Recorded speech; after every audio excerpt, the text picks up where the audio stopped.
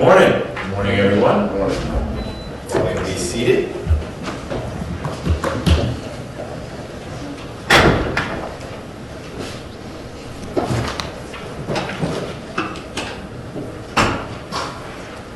Ready, Ms. Price? Yes, I'm ready.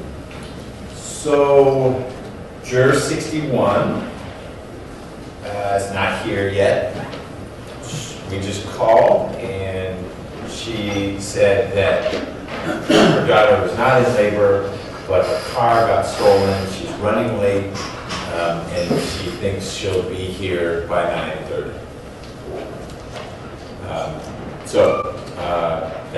That's where we are. Juror 61 has perennially gotten here at like 8:59 or 9:05, whereas all the other jurors have been here on time, ready to go, and they are all here.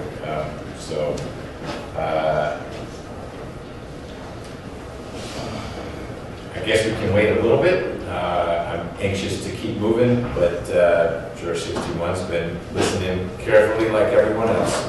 So my thought is we wait for a little bit and get an update to see where she is, and then we can have another discussion. Any thoughts from the state about that? I agree. Mr. Harvey, how about Ms. Clark Palmer? Not about juror 61. Okay, if there's stuff we can do now, that's great, and use the time. Jurors know why we're waiting, because they know Charge conference. who's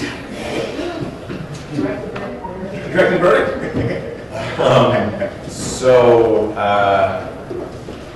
They'll just wait, and they know it's not us they're waiting on. What would you like to talk about, Ms. Clark Palmer? Just wondering when the court is going to talk about scheduling and going into April, since it looks like we're headed that way. Why don't we talk about scheduling? So states, I don't know what you all have been doing in terms of we're going to head in this direction or that direction, and being mindful as to how the jury is processing things and whether they want to move forward or not. What's your forecast? We seem to have shifted to law enforcement, and there are a few law enforcement folks here, but I don't know they'll necessarily take a ton of time the way this case played out. It's not whodunit, as we've discussed before. What's your present forecast? Well, I've regularly been updated. Is it okay if I keep my seat? It is. Okay. I've been regularly updating and having conversations with the defense about, witnesses and kind of our best guess predictions about how long examinations will take. I can say to the court that I would expect that even given with the court's, the jurors proposed extended days. I know we've got 3 days, we could go a little bit longer. I expect that our case will take the bulk of next week. Okay. Given our pace and given the witnesses that I know that are to come that will be, they're critical for us, and I know that they will be challenged very strongly by the defense, but we've got some big ones that are going to take some time. Okay. All right. And I say the bulk of next week, it could be all of next week, and even perhaps a day after that. That would be the bulk of next week. Yeah. I just want to make sure you didn't think I was trying to say Thursday at 5, I'm done. Well, then we could just jump to charge conference and closings on Friday. Okay. You've got the directed verdict one. That's right. I didn't forget that. Okay. We probably should talk with the jurors to start understanding what their availability is that second week in April. Kind of nervous to talk to them about that, but we need to.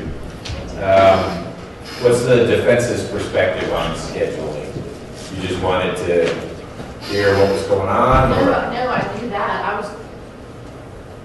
I'm trying to figure out right where we're going in April, because I can't remember what the jurors said about their commitments, and we've got sentencings and other hearings and things we need to start moving around now. So that's what was on my mind. What was your question? How long? Your question was how long? What was on your mind? Yes. Sorry, I'm sorry. That's Your all question right. was how long you think we're going to take? That's what well, Mr. Samuel was asking me, sorry. I just wanted your perspective on scheduling as well. You don't control the pace at which the state goes, other than your side has cross-examination. But beyond that, if this case gets to a defense presentation, you had said, one of you had said in the past, it's a few days, it's not a 20-minute thing. Right. I've seen the witness list. Obviously, you can call from the state's witness list as well. And we don't know who all will be called by the state between now and the time when the state rests. Do you envision having conferred with the state, calling a bunch more witnesses than are on your witness list? No. No? Okay. All right. Yeah, right, we're not giving up the right to call a bunch more, but at this time, given everybody that's on the state's witness list, I don't anticipate any dramatic changes. Okay. All right. But I need to, so going back to figuring out, when we're going into April, we need to talk to our witnesses and figure out what their availability is. We've made plans with them. Their availability will be when you present your case, they need to be here. But I need to tell them, right? If they have plans to be out of town the second week of April, you gotta change that. I understand. Whatever. I understand. So, we can't have that conversation Right. quite yet because juror 61 is in here. And then I don't know we have to do it now, but at some point we still have some 807 issues to go over. Like Rachel Stiles and Mr. Rickard, some of the emails.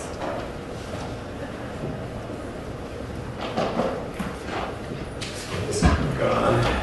Thank you. Try number 3. Right.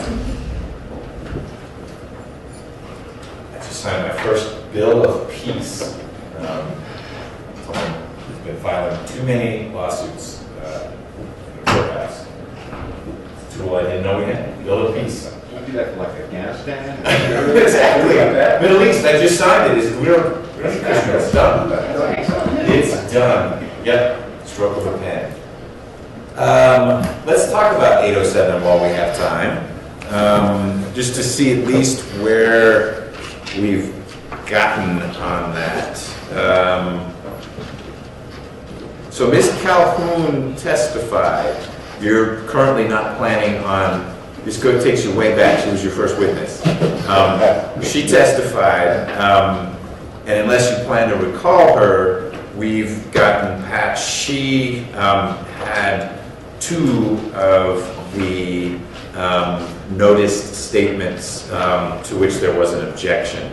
And I can't remember if she ended up saying anything about Austin getting everything, but she didn't say that Ms. McIver said, I'm giving you money and cutting this other person out. So it wasn't elicited. So I think that's moot now, unless you're planning on recalling her, which then we need to revisit that.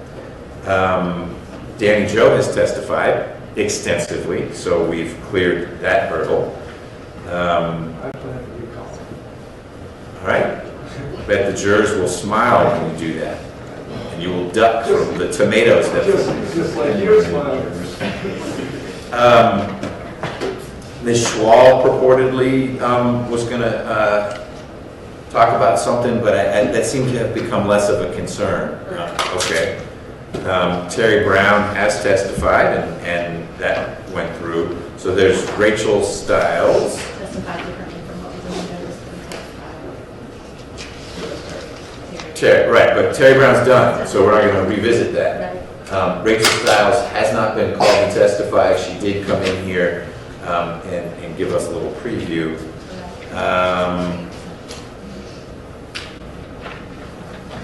Elaine Williams, yeah, we got past her, and then there is Mr., not about the emails, but Mr. Rickard about the salary being reduced. I don't know if the state's pursuing that. The salary situation was pretty thoroughly covered through the Fisher and Phillips witnesses. I mean, that's there in black and white. And he'll testify, the defendant told him the same thing, so. Okay. I understand.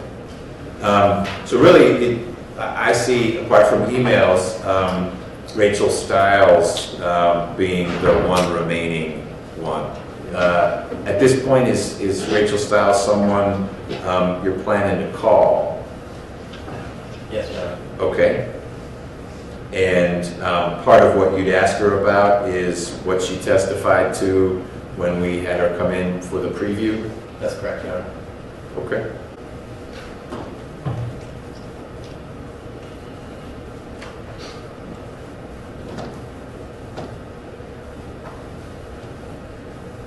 Let's see if I can find those notes.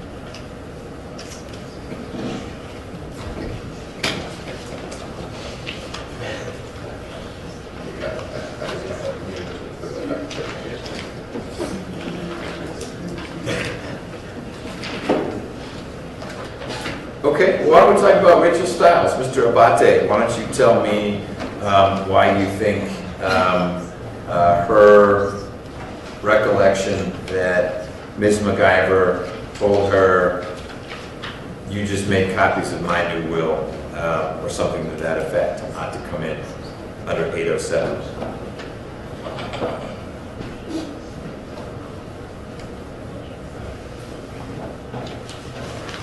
One second, Judge. My notes on that are afterwards.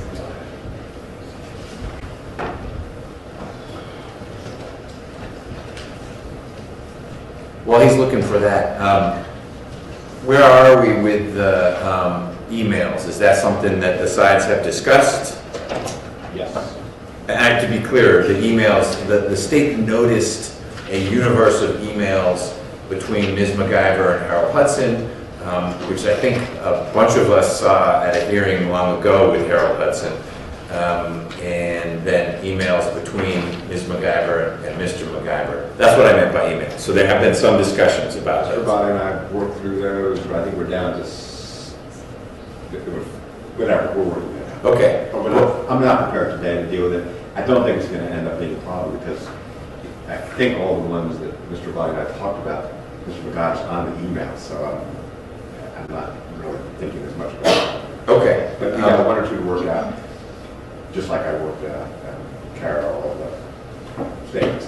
You've been doing great work in the background. So what I'm going to do then is assume that there won't be an 807 objection from the defense as to the emails unless before whoever would be getting those emails in is called to the stand, you say, there were 5 we couldn't work out, let's look at these together. At most, it's going to be one. Okay. And on the topic of your hard work, it was represented yesterday by the state, and your colleagues didn't want to bind you to it, and they didn't, that you had received an edited version of what we've been calling Mr. McIver and team's statement to law enforcement, and that it looked like it wasn't going to be an issue. That's correct. That's what I just said. We worked it out. I got a final version last night. I read it this morning, and I don't see any problems at all. Great. And I doubt it's going to be played today. Okay. Thank you both sides for working through that. All right, Mr. Abate, I bought you some extra time. Thank you. Tell me your thoughts as to why under 807, Ms. Stiles should be able to say, Ms. McIver said you just made a copy of my new will. Yes, Your Honor. As to, I guess, the indicia of reliability, we would say based on the totality of the circumstances that would come in under 807 through the, I guess, direct and cross-examination of Ms. Rachel Stiles in the hearing we had prior to trial, She made it clear that she had known Ms. McIver for around 30 years. They had met at a company function and kept the relationship up over the years. I think she, during her testimony, indicated that not only was she a close friend with Ms. McIver, but also did kind of odd jobs for her. She worked at the Corey company, which was supposed to be for 4 months, ended up being 4 years, and she worked closely with Ms. McIver. Furthermore, she said that over the years, even before that, she had been, I guess, watering plants and doing kind of household organization things for Ms. McIver. And she even indicated that she had the code and or key to the Buckhead condo as well as her Tanya's home when she had it. And she also did some jobs at the ranch that she said she had access to. So as, I guess, that from the relationship and the issue of reliability of the relationship and the statements that were made to Ms. Stiles by Ms. McIver, I think we would meet that problem. As to, I guess, the necessity of... Hold on one second. Still not here? No. Okay. Did you get an update?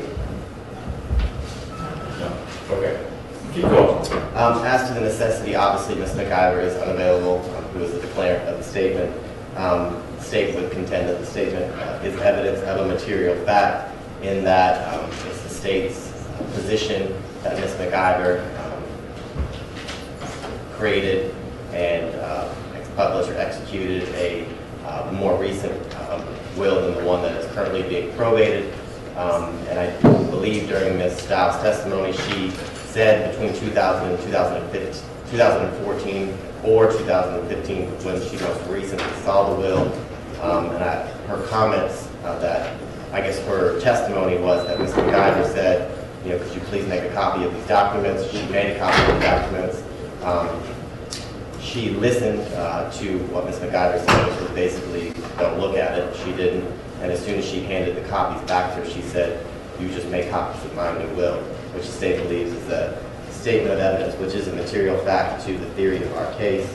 There is no comparable evidence available because the state, through its investigation, has been unable to locate the will that Ms. Stiles was referencing. I think we went through the problem. The state shows circumstantial guarantees of trustworthiness based on their relationship and the number of years that they have not only been close friends, but have been working day in and day out with each other. Based upon all that in the interest of justice, Your Honor, the state believes that Ms. Stiles' statement will come in about the will as just like, I guess, the statements that came in about Janie Calhoun. She made comments about the will, as well as Terry Brown, which was somewhat similar, and it provides corroboration to the fact that Terry Brown said he also was in possession of what was known to be Ms. McIver's will around the same time that Ms. Stiles made the copies. In addition, the state would be calling Ms. Vance Wall, who would also be making similar statements about an alleged will later in time, and Ms. McIver making statements that the ranch was going to be left to Austin. Let me, before anyone jumps out of their chairs on the other side. I misspoke. It would just be about the ranch estimate. Okay, the only thing that you've noticed as to Ann Schwall has to do with everything going to Austin. Yeah, I got excited for a second. Maybe, because it's going to make some other people excited too.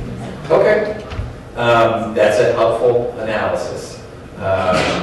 Who wants to talk about that? Ms. Clark Palmer, Yes. it's your day. It's my day. You got a lot of Mr. Harvey, we'll give him a break. It's just the morning, really, actually. It's just the witness that was on. Oh, it's just true, dang, Yeah. okay, all right. Your Honor, I'm not focusing my argument on the relationship between Ms. Stiles and Ms. McIver. What I'm focusing on is the inconsistency with what Ms. Stiles said happened at the time. Number one, she said that Diane asked her to make a copy of this document that was maybe 2 or 3 pages long, not as long as the will would be. It wasn't on a legal sized paper, didn't have a blue back, didn't have anything that would make it look like a formal legal document, which is, I think, usual to see in an executed will. She says to Rachel Stiles, I can't trust anybody else here in the office, despite the fact that Mr. Rickard, who does personal legal work for Diane McIver, and we've seen emails from Harold Hudson to Diane McIver where he says, since Mr. Rickard is your attorney, he needs to weigh in on this. So the fact that she says, I can't trust anybody else here at Corey, including my own personal lawyer, is inconsistent with her actually handing Ms. Stiles her new will. And then her telling Ms. Stiles that that's my new will is inconsistent with everything we've been told Ms. McIver said to other people. And it's inconsistent with the fact that we can't find a lawyer who drafted this will and had her executed at his office. And I can't totally figure out where we're going with the will. I didn't understand the questions to Mr. Brown about who got into the locked file cabinets where Diane keeps her personal papers. It sounded like Mr. Corey and Mr. Rickard got in there first before the documents ever made their way to Ms. So I can't figure out, are they arguing that Mr. McIver had the will and destroyed it? Or They're not arguing anything yet, and we haven't heard from Mr. Corey. I think Right. there is TBD, yet to be heard, to be determined. Some witnesses have set up, well, boy, we need to hear from this person or this person to understand where did the things from the file cabinet go. We know ultimately, reportedly, they got on a truck that drove away. Right. And Mr. McIver's sister was Right. involved with that. But Right. there's some pieces missing in between. So I don't know that that's inconsistent, it's just we don't know that part yet. But I'm curious, or I don't understand, when you say the statement you just made copies of my new will is inconsistent with other things Ms. McIver was saying. I follow the other, your arguments as to how it's not so consistent with, boy, Terry Brown was pretty darn trusted. Right. He actually was able to touch her finances, no one else was. She's got a personal lawyer, it's also the company lawyer Right. there. So there are potentially other people in whom she appeared to place trust. But what's inconsistent about her saying, this is my new will, with some of these other statements, like, I'm going to leave the ranch in this way, or I'm going to take care of you, suggesting that there's change in the air to her for her estate planning. So the statement to, I believe that Miss Williams, when she testified, not at the, I don't know, anyway, when she testified at trial, she didn't get into the contents of the codicil, but she talked about the fact that they were drafting the codicil for Ms. McIver back in 2007. So that time frame is inconsistent. Ms. Calhoun didn't say that Ms. McIver said, I have changed my will. Just said, oh, I'm thinking about it. I'm going to put you in there, but one of the conditions is you've got to divorce your husband, right? So talking about something that may happen in the future. The statement to Danny Jo Carter, I think what Ms. Carter testified to was not that Ms. McIver had updated her will, but she said at one point she was going to leave her money. But that conversation occurred before there was distance in between them, which would have been before she ever married Mr. McIver. Years ago. Right, years ago. It's inconsistent with the emails between Mr. Hudson and Ms. McIver. There's no email that says, okay, we have an appointment on this day for you to come in and execute the will. The time that they were discussing what the changes to her will would be 2011, 3 years before she makes this statement to Ms. Stiles. Okay. And then that's the Yeah. Aceturo case that Mr. Samuel, or you, one of you shared, your appellate section, or you, that you all are actually able to, the opponents to the 807 admission is able to point to inconsistencies out there, whereas the proponent can't say, look how it fits in nicely with these other things. Right. Okay. I have learned that juror 61 is here. So I will take this as having been argued. I will rule on it today during one of our breaks. I'll let you know what we're doing. Although it doesn't sound like Rachel Stiles would be called today, but you might as well get closure on that so everyone knows how that's going to play out. I'm going to have juror 61 come in here and just give us an update as to what's going on so that we can maybe avoid this going forward. And then unless there's anything else, she can go back and then we'll bring all the jurors in and hopefully Officer Stroop, that's a P Penguin, B Bravo, is out there. Okay, great. Ms. Clark Palmer, anything we need to talk about before Officer Stroop comes in? Great, if we could.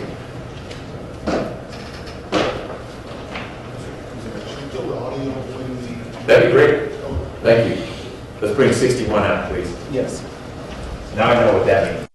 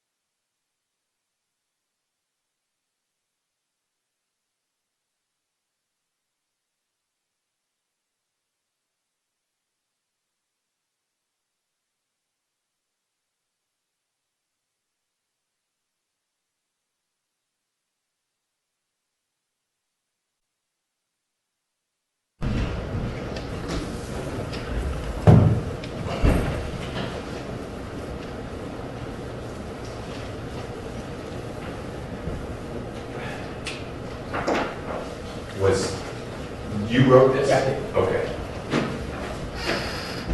All right.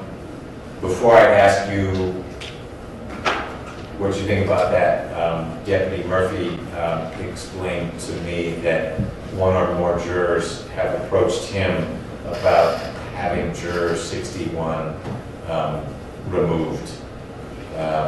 So that dynamic is at play. Mr. Rucker, your thoughts at this point?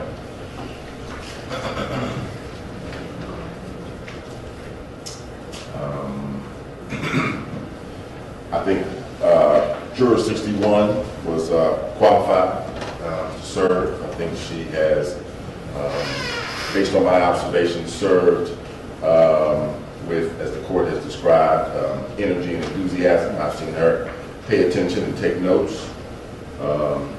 Quite often it takes time for the personal dynamic within the jury room to kind of gel, and sometimes it doesn't gel, and that's okay too. I think what the law requires is that each person, if you get that far, that they participate in deliberations and that they render a true verdict. And so I don't think that anything that she has said regarding her personal circumstances over the course of the last couple of days would cause her to be removed. And understanding the concerns of the other jurors, I would say that it was premature to do anything because I don't think that rises to the level that she should be excused. Okay. I'll observe for the record that the few times we've had to start late because jurors weren't here, it's been juror 61. It's been the reason for that. I think all but one of the times we haven't been able to go a little bit later. It's been juror 61 saying that she wasn't able to, whereas all the others were able to. I don't know if that's what's behind their concern, but I think you're right, Mr. Rucker. Right now, the personal dynamics really aren't the operative question because they're not deliberating.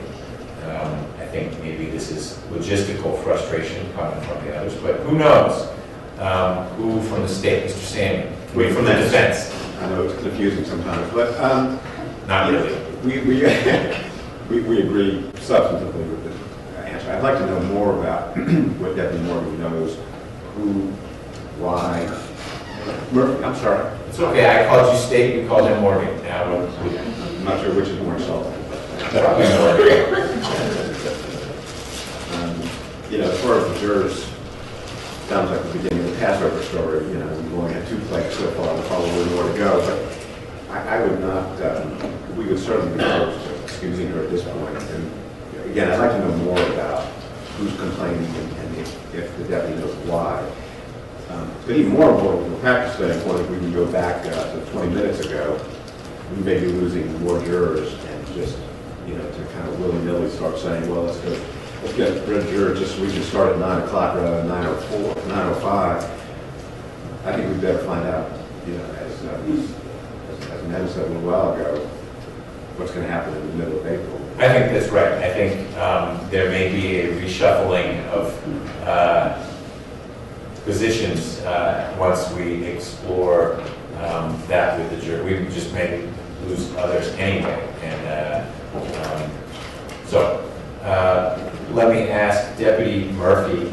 I'm not interested so much as at this point as to who was talking with you so much as if they articulated a reason for wanting to move forward without the 61. I didn't ask anything specifically. They just had asked if they could vote to have a member removed. And They watch too much Survivor. because they want to work with the court with the schedule. Okay. And a lot of the issues with scheduling and not being able to stay later or get here on time has been from that particular jury. Okay. That's a fair concern, but I think Mr. Samuel and Ms. Clark Palmer are spot on in that we ought to have the April conversation first, because we only have 12 left anyway, and if that includes 61, by golly, 61 staying. So we'll talk about that after we get some more trial under our belts. Anything else from the state before we bring the jury in? No, sir. Anything from the defense? No. If we could have Officer Stroop come on in and the jurors, please.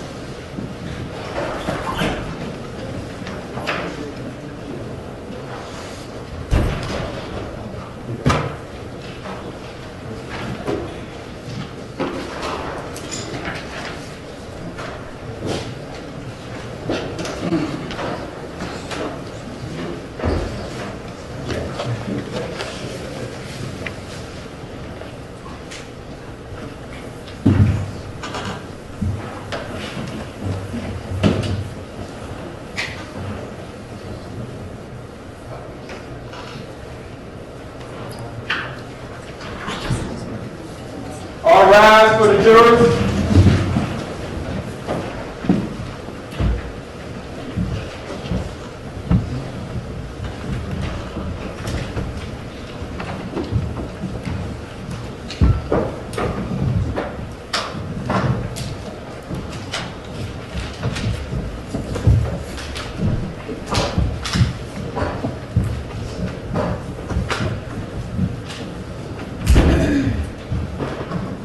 All jurors are present and accounted for, Your Honor.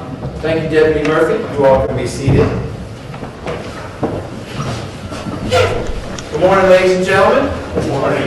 Happy Thursday. A couple things before we pick up with Officer Stroop again. First, apologize for giving you bad information last night. I got home and told my guys, let's put on the NC2As, and my older son looked at me and said, "Hey, you really don't know much about sports, do you?" We were relegated to SpongeBob and Electric Company. Tonight, maybe so. I'll just stay out of the entertainment. You guys watch what you want to watch. Second thing, we were able to use the time from 9 until now to work through some things that might otherwise have forced you all to take a break. So it wasn't time lost. We were productive on this side. And we wanted to give you a little extra time to celebrate your 20th birthday. Happy birthday, Juror 20. I am confident that when you came down here with your summons low those many weeks ago, you were able to tell your family, "Don't worry, I'll be home for birthday." Well, you're with your new family, and we're happy to celebrate your birthday with you. So, happy 27th. We're going to return to Officer Stroop's testimony. In case any of you went home with a heavy heart thinking, didn't we spend like 100 days at Emory Hospital already? We're shifting to, it sounds like, hearing from law enforcement witnesses. And you've heard what Officer Stroop had to say about how law enforcement first got involved with the situation. But it sounds like we will be moving from Emory Hospital soon. And with that, I believe, Ms. Condry, you had not quite been able to wrap up your examination before we ran out of time.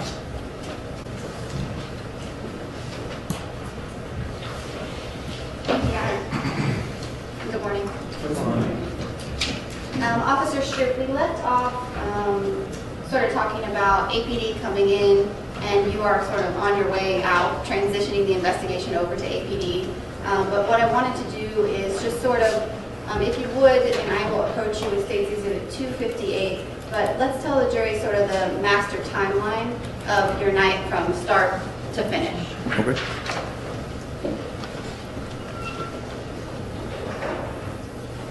Sort of from dispatch to APD. So I was dispatched at about 22:18. 10:18? Yes, 10:18 p.m. Sorry. All right, regular time. All right. And I arrived at 10:26 p.m.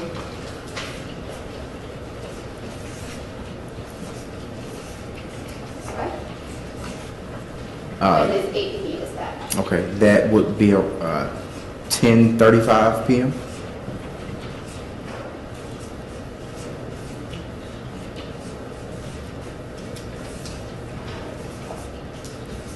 Okay.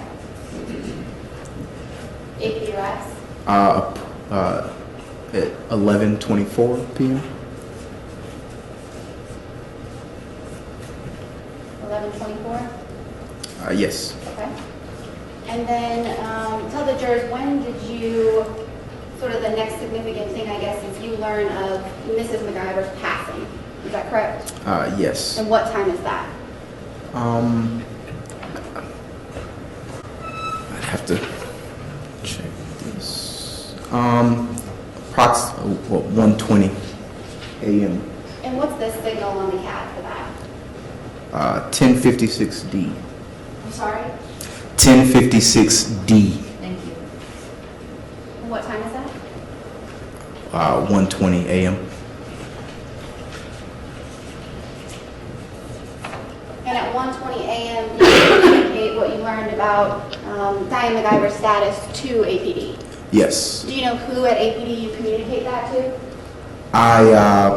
When I met with Robeson L, I think they did their interview portion, and at some point I got his telephone number, and I told him I'd update him if there was a change in patient status, because originally she was in critical condition.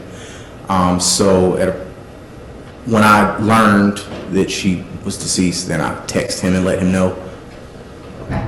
And the text that you sent to Detective Robeson L from APD, was that pretty close in time to when you actually learned about the death yourself? Yes. Okay. Back at the scene when APD arrived, you said the patient was in critical condition. If you know, was APD aware at that point of sort of how critical Ms. McIver was? I'm not sure. I probably mentioned, or I did mention, that she was in critical condition, and that there was a moment where she was talking and speaking, and then there was a moment where she lost, I guess, consciousness. So I told him about that shift. Okay, and so you knew about sort of the development and status at the time that APD arrived on scene to Emory? Yeah, a little bit.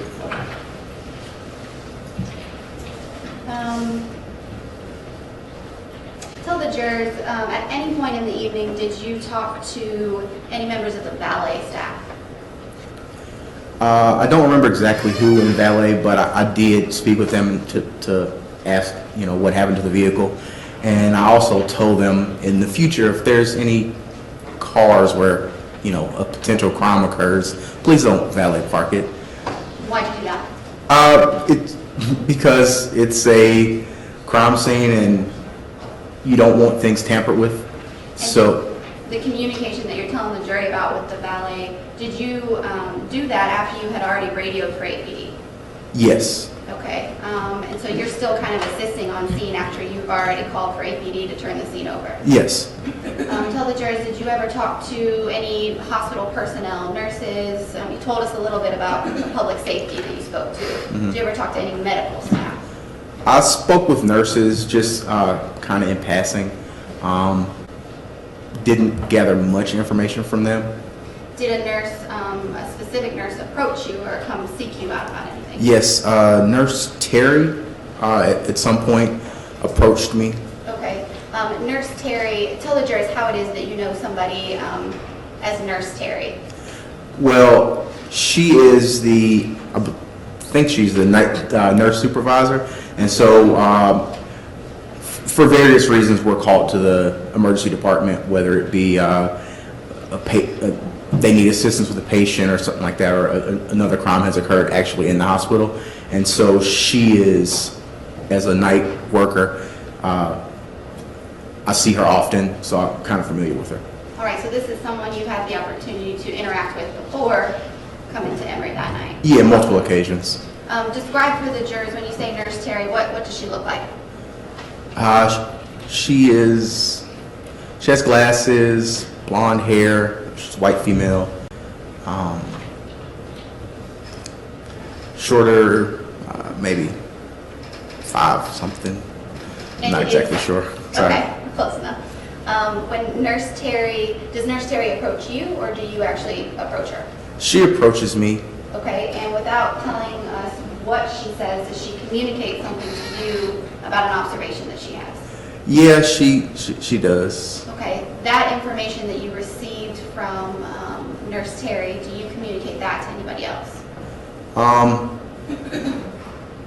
When APD gets there, I think as a part of the, general summary of the things that happened, I include, by the way, the nurses, or the nurse said XYZ. And did you stay on scene to see sort of everything that Detective Robesonel and Detective Ricker did at the hospital? I didn't. After they were there, I felt that the scene was secure, and I didn't need to really put my hands in the pot, so to speak. So I believe that's when I went to the vehicle with Nixon and stood by.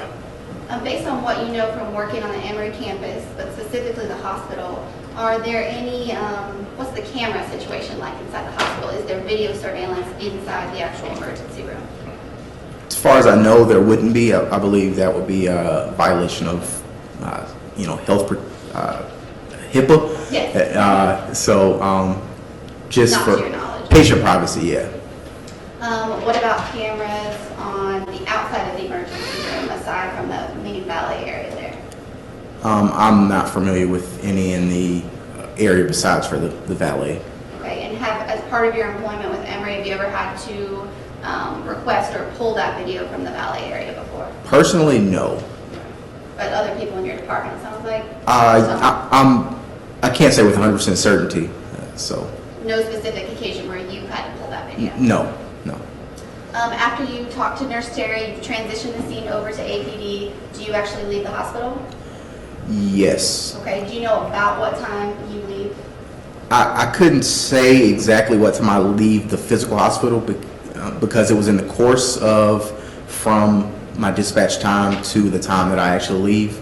And after Robeson L and Ricker arrive, I go to where Officer Nixon is and basically relieve him so he can go back in service. And when you say you go to where Officer Nixon is, where is Officer Nixon at the point that you sort of relieve him? He is at the lower gate parking deck watching the white Ford. Okay, and so you actually take over that job, it sounds like. Yes. Who relieves you from watching the white SUV? An APD officer, I don't remember the name or badge number. Someone outside your jurisdiction? Yes, someone with Atlanta Police Department. Okay. Tell the jurors, if you know, what county is the Clifton Road Emory campus located in? It's in DeKalb County unincorporated, or it was. In 2016? Yes, in 2016 it was.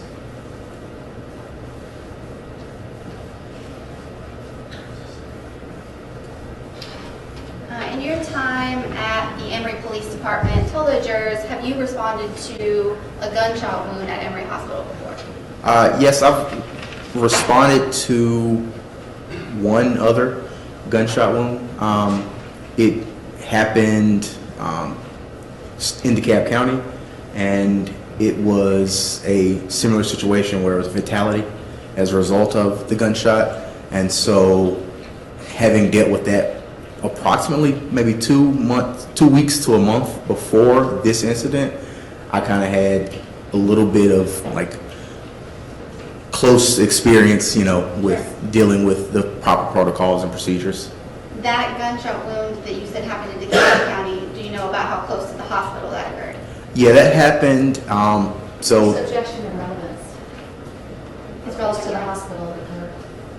We've discussed in detail in this trial about access to the hospital. He's just testified that the other gunshot wound he investigated happened in this county. I think the jury's entitled to hear where in relation to the hospital. Where the gunshot occurred? Yes, Okay. and I'm Okay. going to limit it to just. That's fine, if you're limiting it to that. I am. Overruled.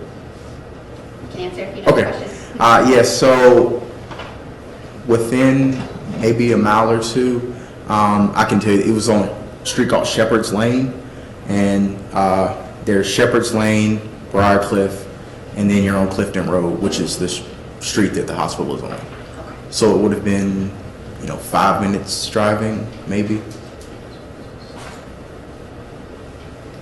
On the exhibit that you have in front of you, is there a notation about when you were clear from the scene or when you were cleared? Yes. So I returned to service, meaning I was able to respond to other calls at 1:10 a.m.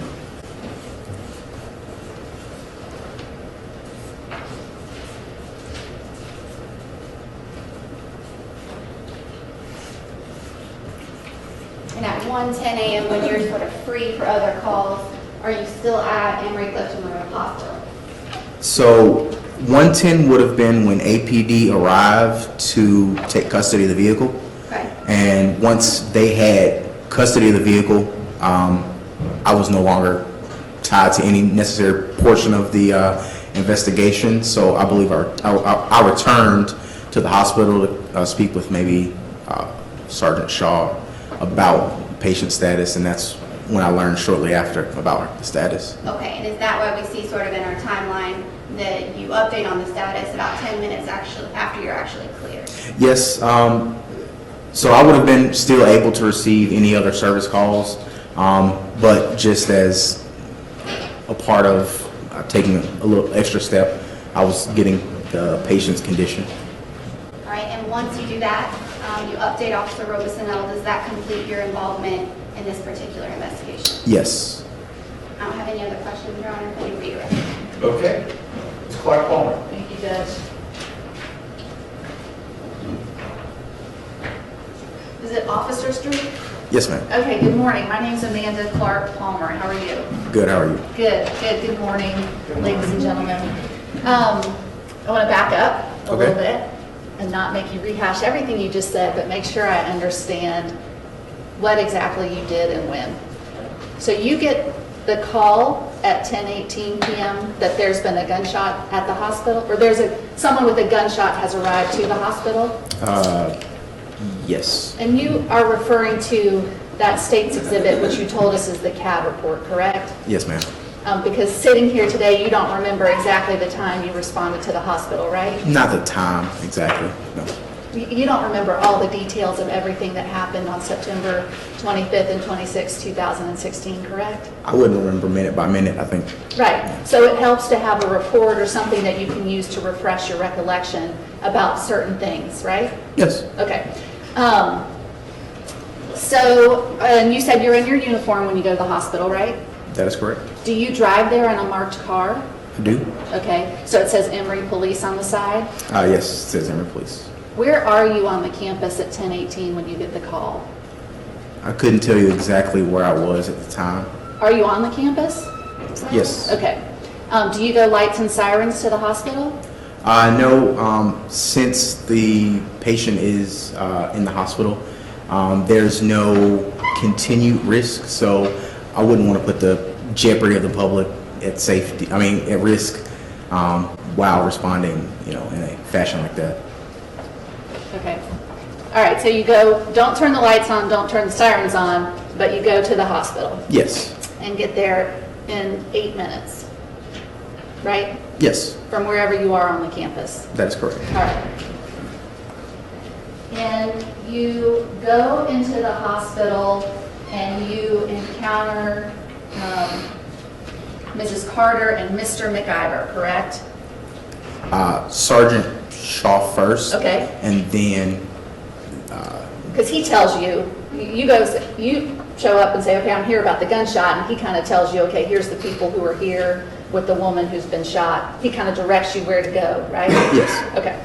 And so you go, and Mr. McIver and Ms. Carter are in the waiting area when you encounter them, or I missed that part? well, I said they were in the family consult room. Okay. All right, the family consult room. So you go in there, right? Yes, And you speak to them, correct? Introduce yourself? yes, All right. And is it at that time that you separate them? yes. Okay. And you told us, I think, that you take Miss Carter over to kind of a different waiting area near the ambulance bay doors, or where was No, it? the family consult room is the area that's near the ambulance bay doors. The waiting area that I took her to was near the entrance for the valet. Okay. All right. So you separate the two of them, correct? Yes, And you talk to, and you told us that Mrs. McIver is actually being worked on by the medical staff when you get there, right? yes, And you think that by the time you get to the hospital, Mrs. McIver has been in the ER for about 10 minutes? I don't know exactly how long she's been there. Okay. Because we get the call from public safety, so I don't know at what point that he says that she is there, so Okay. I couldn't say for sure that she was there for 10 minutes. Okay. All right. But Mrs. McIver is being treated by the medical staff when you get there? Yes, All right. So you talked to Ms. Carter and kind of asked her what happened, right? that's correct. Okay. And how long do you think you talked to her? Just a few minutes. Probably somewhere around 10, maybe 15 minutes. Do you have a notepad with you? I mean, are you making notes as you're talking to her? Not really. I have a Would pretty... you have a notepad with you? No. Okay. No, I don't. So are you taking notes when you No. talk to Ms. Carter? No. Okay. All right. You're just kind of remembering what she's telling you mentally. Yes. All right. And she tells you that she was driving in a car with Diane McIver and Tex McIver, right? I'm going to object this to hearsay unless it's for some other purpose. But as to what Ms. Carter said. Well, So the objection is hearsay. But Ms. Carter's already testified, and I'm not necessarily offering it for the truth of the matter asserted to prove that Ms. Carter was driving in a car with Ms. McIver and Mr. McIver. So what's the purpose of, I appreciate she's testified, but that's sort of neither here nor there.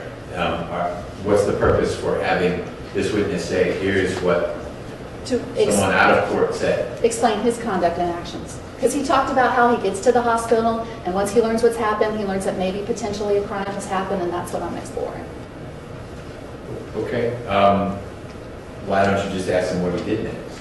That's sort of the way we've had to do it in the past when there's been a hearsay objection about things said to folks. Well, why don't you just tell us what you did next? So, Well, in order to explain what he did next, which we've heard about already, I want to ask him what he heard in order to make him do what he did next. okay, I'm going to sustain the objection. You learned, well, as part of your investigation, you wanted to know what happened, right? How did this person show up with the ER with a gunshot wound, correct? Yes. Okay. And when you first get to the ER, you tell us that you think Mr. McIver may potentially be a victim in the case, right? You don't know. Victim, he may be affected by it. You said victim yesterday, didn't you, or did I mishear you? I did say victim. Okay. You thought maybe potentially he might be a victim of something that had happened that caused this gunshot wound, right? Yes. Okay. And you don't talk to Mr. McIver initially, correct? That is correct. Well, besides for, hello, I'm Introducing Officer Street within the police department. You don't interview him? Is that a fair thing to say? No, I do Okay. not. You don't want to intrude on him at that point in time, correct? At that point, yeah, no, I wanted to speak with Ms. Carter instead. And you don't want to intrude on Mr. McIver because his wife has been shot, right? Mhm. You have to say yes or no. Oh, I'm sorry. Yes. Have you ever testified in court before? I have, Okay, how many times? maybe 2 or 3 times. All right, so you know you have to say yes or no so the court reporter can take it down, right? Okay. All right. So Mr. McIver's wife has been shot, right? Yes. And at that point, you know she's in critical condition? No, Okay. not at that point. Okay. It's later when I find out. All right, but you don't want to intrude on him by interviewing him because of the situation, correct? Correct. But then you talk to Mrs. Carter, right? Yes. Okay, and after you talk to her, now you're thinking, oh, maybe potentially a crime has occurred, right? Possibly. And maybe Mr. McIver's involved, correct? Well, no. I know he's involved Okay. because she said that he had the gun that shot her. Miss Carter told you that Mr. McIver shot his wife, correct? Yes. She told you that he accidentally shot his wife, correct? She said that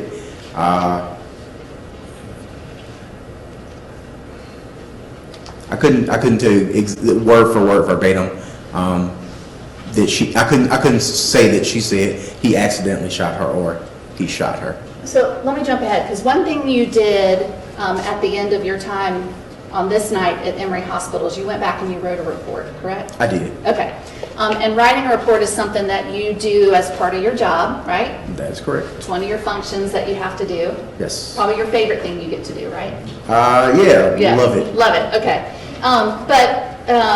Writing reports is important as part of your job as a police officer, am I right? That is correct. And do you actually get training on writing a report? Yes, there are, advanced report writing is one of the courses that you can take, so. Okay, sounds yes. riveting.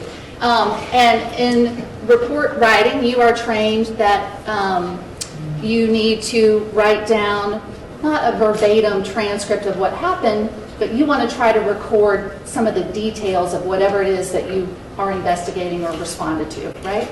If I was investigating it, yes. Okay.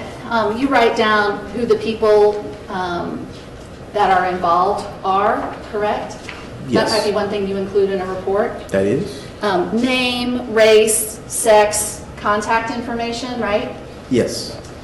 You would write down on your report the time that you started investigating or whatever it is you were doing, right? Approximately, yes. Okay. And one of the reasons you write reports is to kind of document what you did, correct?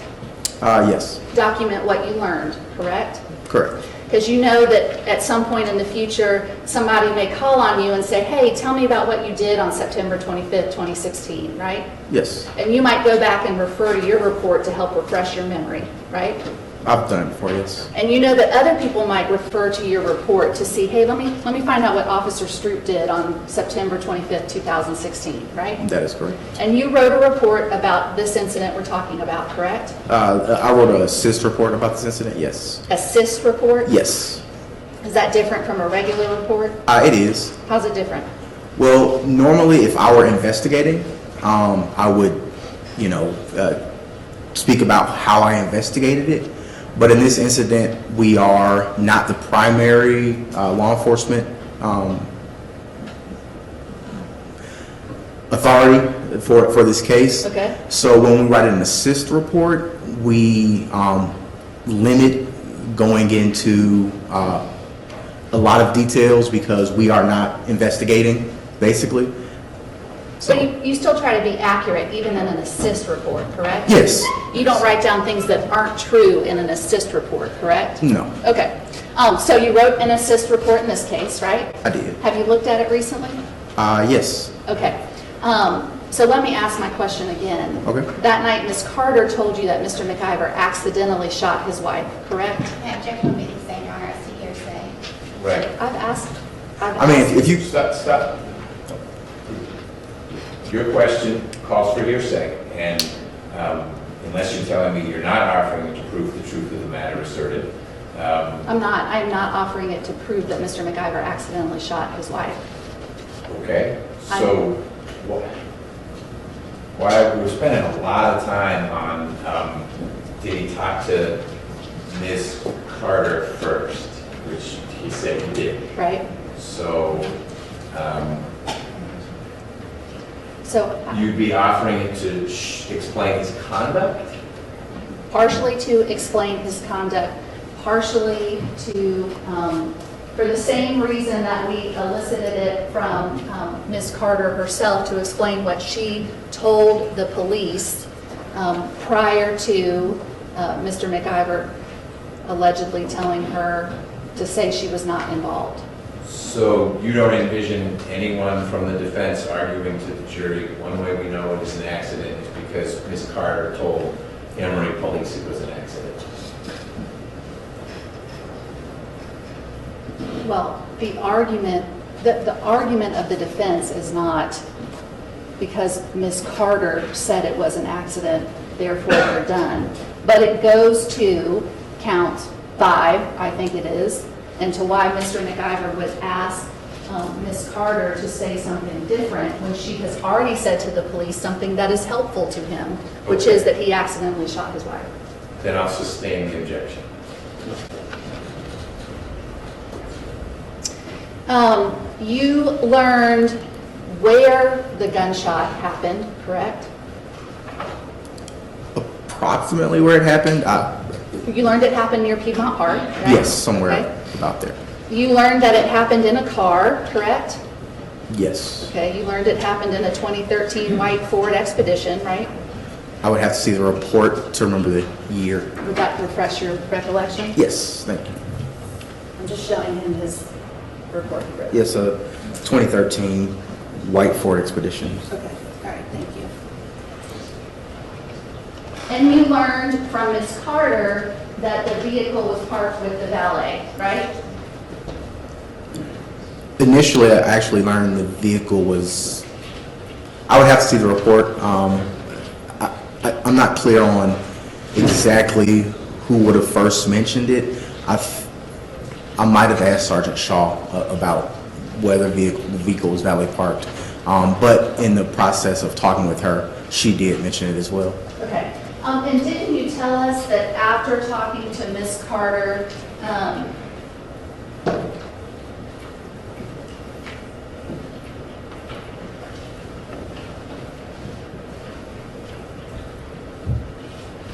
well, at some point, let me rephrase my question. After you talked to Ms. Carter, didn't you tell us that that's when, in your mind, you think it potentially goes to being a crime? Yes, Okay. Because she's told you that Mr. McIver shot his wife? yes, Okay. But you say it goes to potentially being a crime in your mind, correct? correct. Okay. You're not sure, right? Not at all. Need some more investigation, right? Yes, Because even accidental discharges of firearms may not be a crime, right? that's correct. Okay. You know that people accidentally discharge their firearms sometimes, right? Do you know I am- other police officers who've done that? Personally? Oh, So what's the relevance as to whether this gentleman has ever heard or experienced or been around? I'm going to sustain a couple pieces. Next question.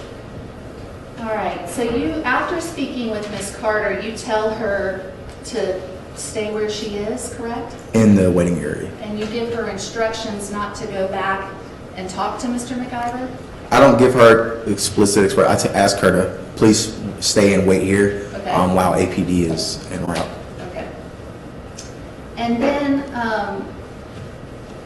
when do you encounter Mr. Maples? At some point between speaking with OIC Ritchie and having Officer Nixon go, Can we put it in relation to our timeline up here? Is it before you talk to APD dispatch?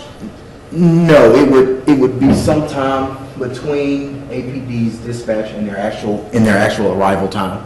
Okay, so sometime we think between 10:35 and 11:24, Mr. Maples arrives. Yes. And he comes up and talks to you? Yes, he is. I met him in one of the hallways at a certain point, and he introduced himself. And he gave you a business card? He might have shown me a business card. I don't think he gave me one. Okay. And then he asks you where Mr. McIver is? Yes. And do you tell him? I direct him to the family consult room where Mr. McIver is. Okay. Do you know, I mean, you don't sit and watch Mr. McIver the entire time that you're there, correct? I do not. Okay. All right. So do you know if he ever goes up to the 3rd or 4th floor of the hospital? Do you see that? I was not present after the only time I ever made contact with him is during his time at the family consult room in the emergency department area. In the beginning, when you first get there? No, I come in contact with him multiple Got it. times throughout, but all those times that I come in contact with him are in the emergency department. Okay. You don't ever go up to the 3rd or 4th floor? No, I don't I didn't know they went to the third or fourth floor. Okay. All right, so when do you walk past the room and you hear Mr. McIver and Mr. Maples talking?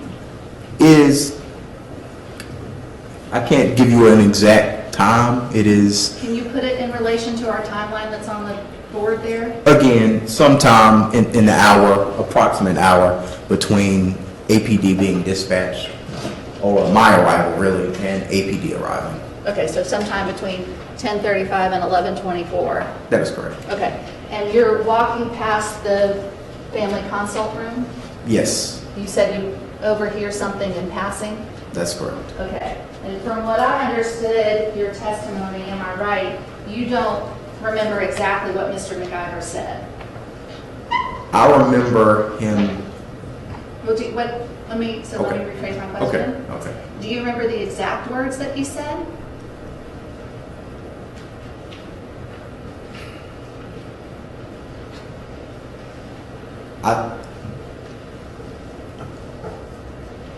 As he was talking, Mhm. I don't remember the totality of the, conversation, but I remember him saying, what do I say, what's the plan?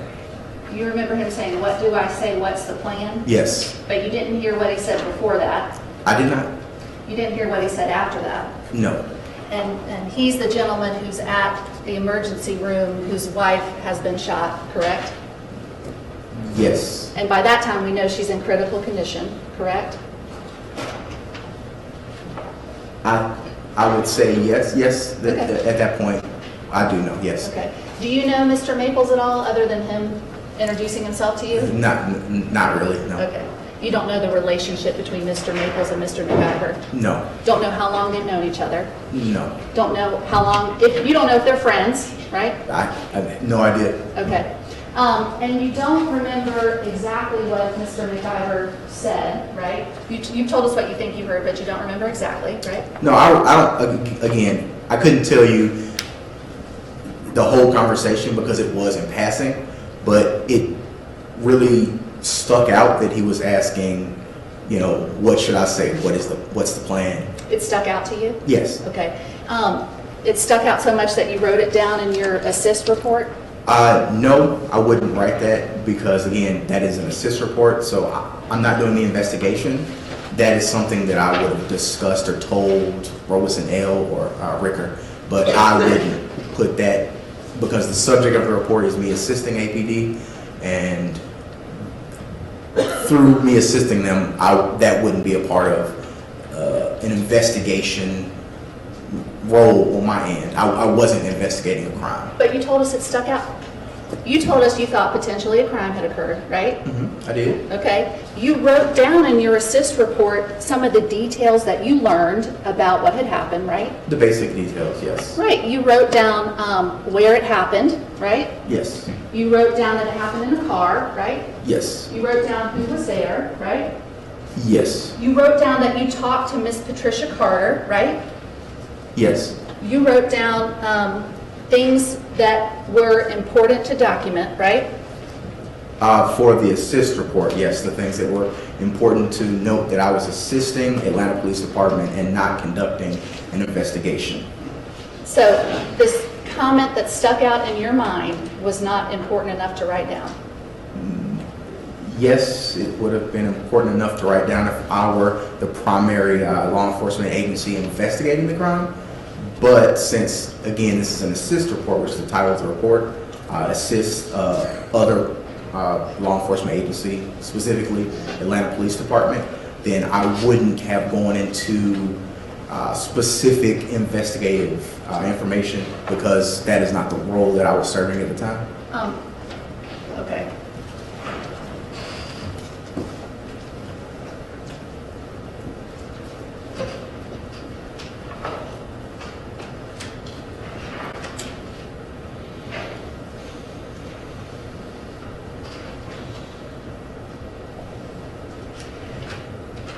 Your role, though, is you are assisting their investigation, correct? No. So I'm assisting them. I'm sort of the liaison between the victim or in the subject and the APD for this instance. So I bridged the gap and let them know if for instance, if hospital security had not called them, then APD would not have arrived. Or I mean, since I was the one, or our dispatch were the people who contacted APD. Hospital security did not. So in that function, we are the bridge between those two. We learned of something that requires law enforcement action, and we learned that it happened outside of our jurisdiction. And since we don't have primary jurisdiction over that incident, we do not investigate. But, okay, assist, liaison, whatever, you are collecting details about what happened, right? The basic details to let Atlanta know that a crime that we learned about happened in their jurisdiction and they should send someone to investigate it. Right, and you go out and you make sure that nothing happens to the car, right? Yes, I The make sure. mobile crime scene, as you called it, right? Yeah, I make sure that no one enters, besides for the valet who we already had, we make sure that no one else is able to tamper with that scene. We try and maintain it as best we can. Okay. So you go out and you secure the vehicle, right? Yes. Okay, and you look inside the vehicle, right? We went over some photos yesterday, correct? Yes. You looked inside the vehicle, you saw the gun, right? Through the rear window, yes. Right. Part of collecting the basic details of what happened, right? Actually, that part was just because I was trying to see if what it looked like. It wasn't for, really me looking in there was not for evidence collection because I was not investigating the crime. It was just because you were curious? Yes. Okay.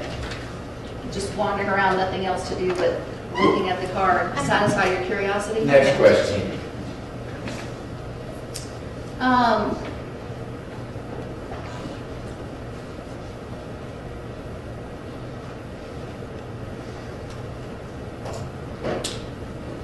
You get the keys to the vehicle, correct? I'm not sure if I did or if Officer Nixon did. I would have to look at my report if I noted that. And then you, at some point you go back and you talk again to Ms. Carter? Or you only talk to her one time? I only talked to her to get the initial details because I do not want to start the investigation. So if I talk to her again, it is through the course of maintaining scene integrity to the best of my ability. Did you talk to her again and tell her to stay away from Mr. McIver? I wouldn't have told her to stay away again. I was letting her know that she should wait in this area for APD to arrive. So you didn't say that to her? I would have to look at my report to see.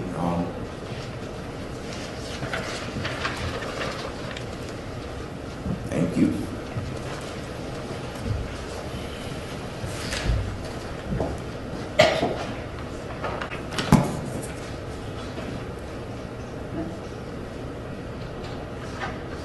So no, I wouldn't have spoken with her multiple times to ask her to stay away from Mr. McIver. Okay. Your Honor, I do want to ask another question, but could we approach before I ask it? I don't want to run afoul of a ruling in the court. Okay.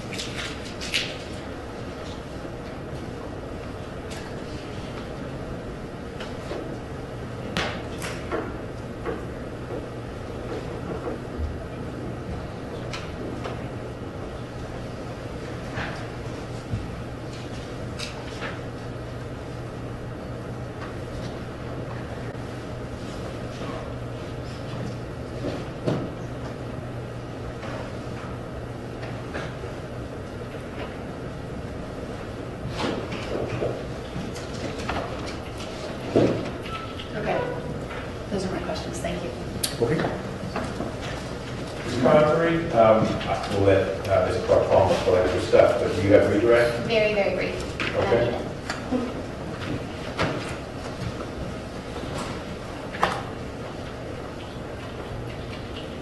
Officer Stroop, Ms. Clark Palmer asked you a couple questions about your interaction, your brief interaction with Mr. Maples.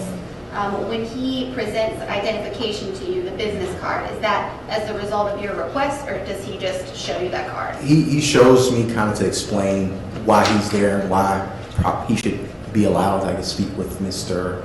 McIver, the defendant. And do you ask him for identification before he shows you that? No, no. Those are all my questions, Your Honor. Okay. Any questions from the jurors for Officer Stroop? You pass them to the left. Hope you all had a good reunion with Deputy Murphy. He was back with us today. So they were really appreciative of all the good work Deputy Kane did, Deputy Murphy.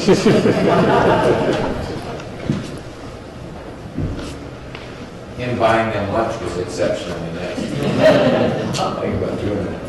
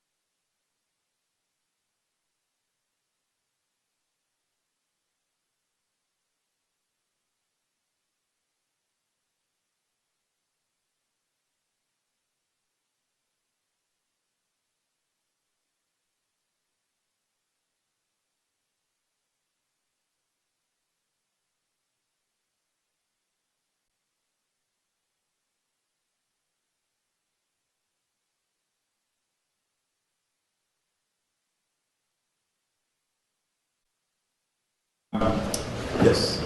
Did Mr. Maples present the business card to you or to Mr. McIver?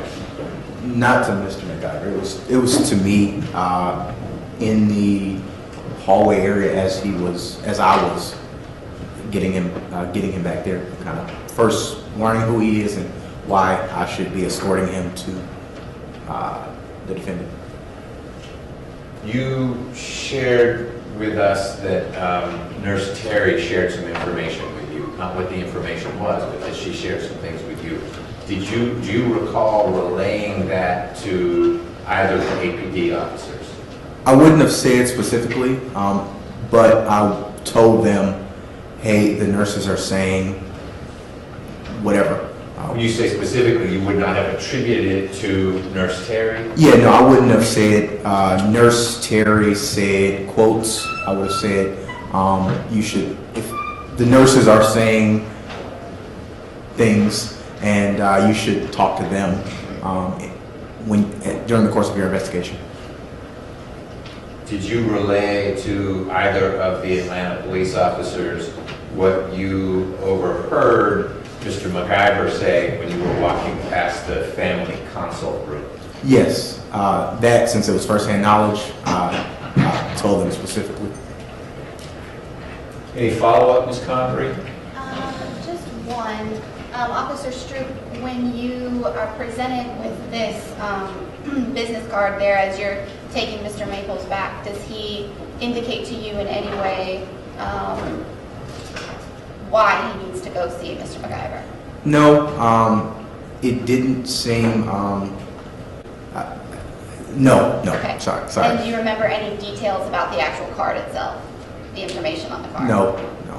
As you're taking Mr. Maples, do you agree then to take Mr. Maples back to see Mr. McIver? Yes, if he wants, as long as there's no issue with the hospital allowing it, then I would have allowed it. All right, and at that point, while you're taking him back, what is your understanding there of who Mr. Maples is to Mr. McIver? What he's there for? I'm not exactly sure why he's there. He mentioned being an attorney, so. So don't speculate. That's Just- Okay. You don't know. Yeah, You yeah. can say I'm here because of X, then. Okay, yeah, no, he didn't say I'm here for XYZ. He just said who he was, and I showed him to Mr. McIver. All right, and last question. Part of who he was that he was an attorney in that first interaction, is that right? Yes, interaction, yes. Those are my only questions. Ms. Clark-Paul, any follow-up for Officer Stroop? No. Thank you, sir. Appreciate your time. Thank you. You are all clear, or whatever the term was. Return to duty. Return to sleep. Yeah, return to sleep. All right. You guys want? Just leave at the podium, whatever was handed to you, and the lawyers will take care of that. Thank you. Thank you. Next witness. Your Honor, State Calls Officer Brian Ricker.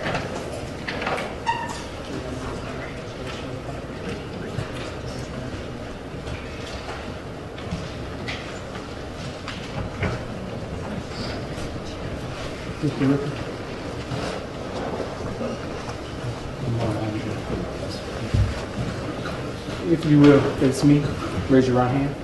Do you swear and affirm that the testimony you should give the court this morning will be the truth, the whole truth, and nothing but the truth, so help you God? Yes, sir. Yes, sir. If you will, get as close to the mic as you can. For the purposes of the court's record, please state and spell your name. Brian Ricker, R-I-C-K-E-R. Officer Ricker, you are soft-spoken, so if you could move a little closer to the microphone, that would help everyone. Thank you. Ms. Carter? Thank you, Your Honor. Good morning. Good morning. Let's start by having you introduce yourself to the jury again and tell them where you are currently employed. Brian Ricker, Atlanta Police Department. And tell the jury, what do you do for the Atlanta Police Department? I'm a police officer.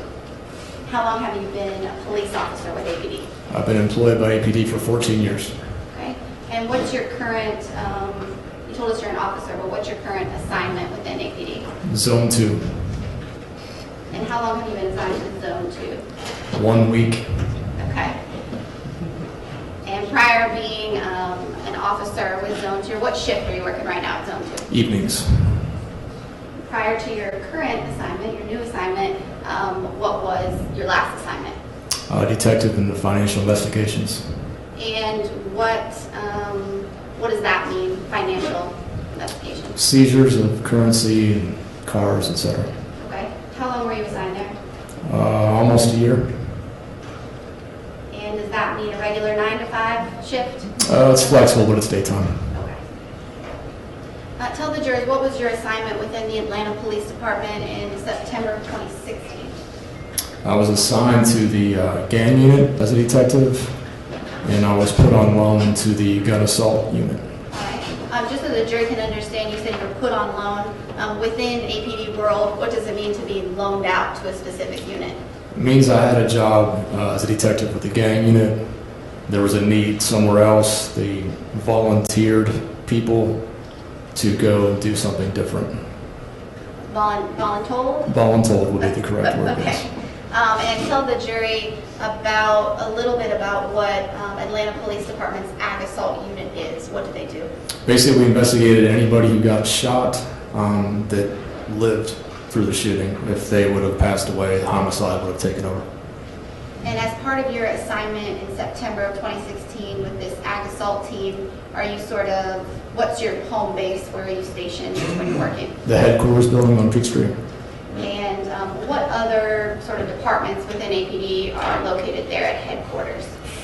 Special victims, homicide, financial investigations, fugitive. There's quite a few. Okay, so are you guys on a certain floor of that building, or how is it sectioned off for ag assault? Currently, they're on the 4th floor. In September, where were they? On the 4th and 5th floor, we were kind of separated. Okay. And what shift were you working within the ag assault team? That was 4 to midnight. And during that time period of 4 to midnight, what parts of the city do you cover? The entire city. Okay. So as part of your assignment within this ag assault team, you are responsible for all shootings in the entire city where someone survives the shooting. Is that right? Correct. What does that mean about, how many officers are assigned to do that job of covering the whole city from 4 to 12 a.m.? I don't know how many there are now.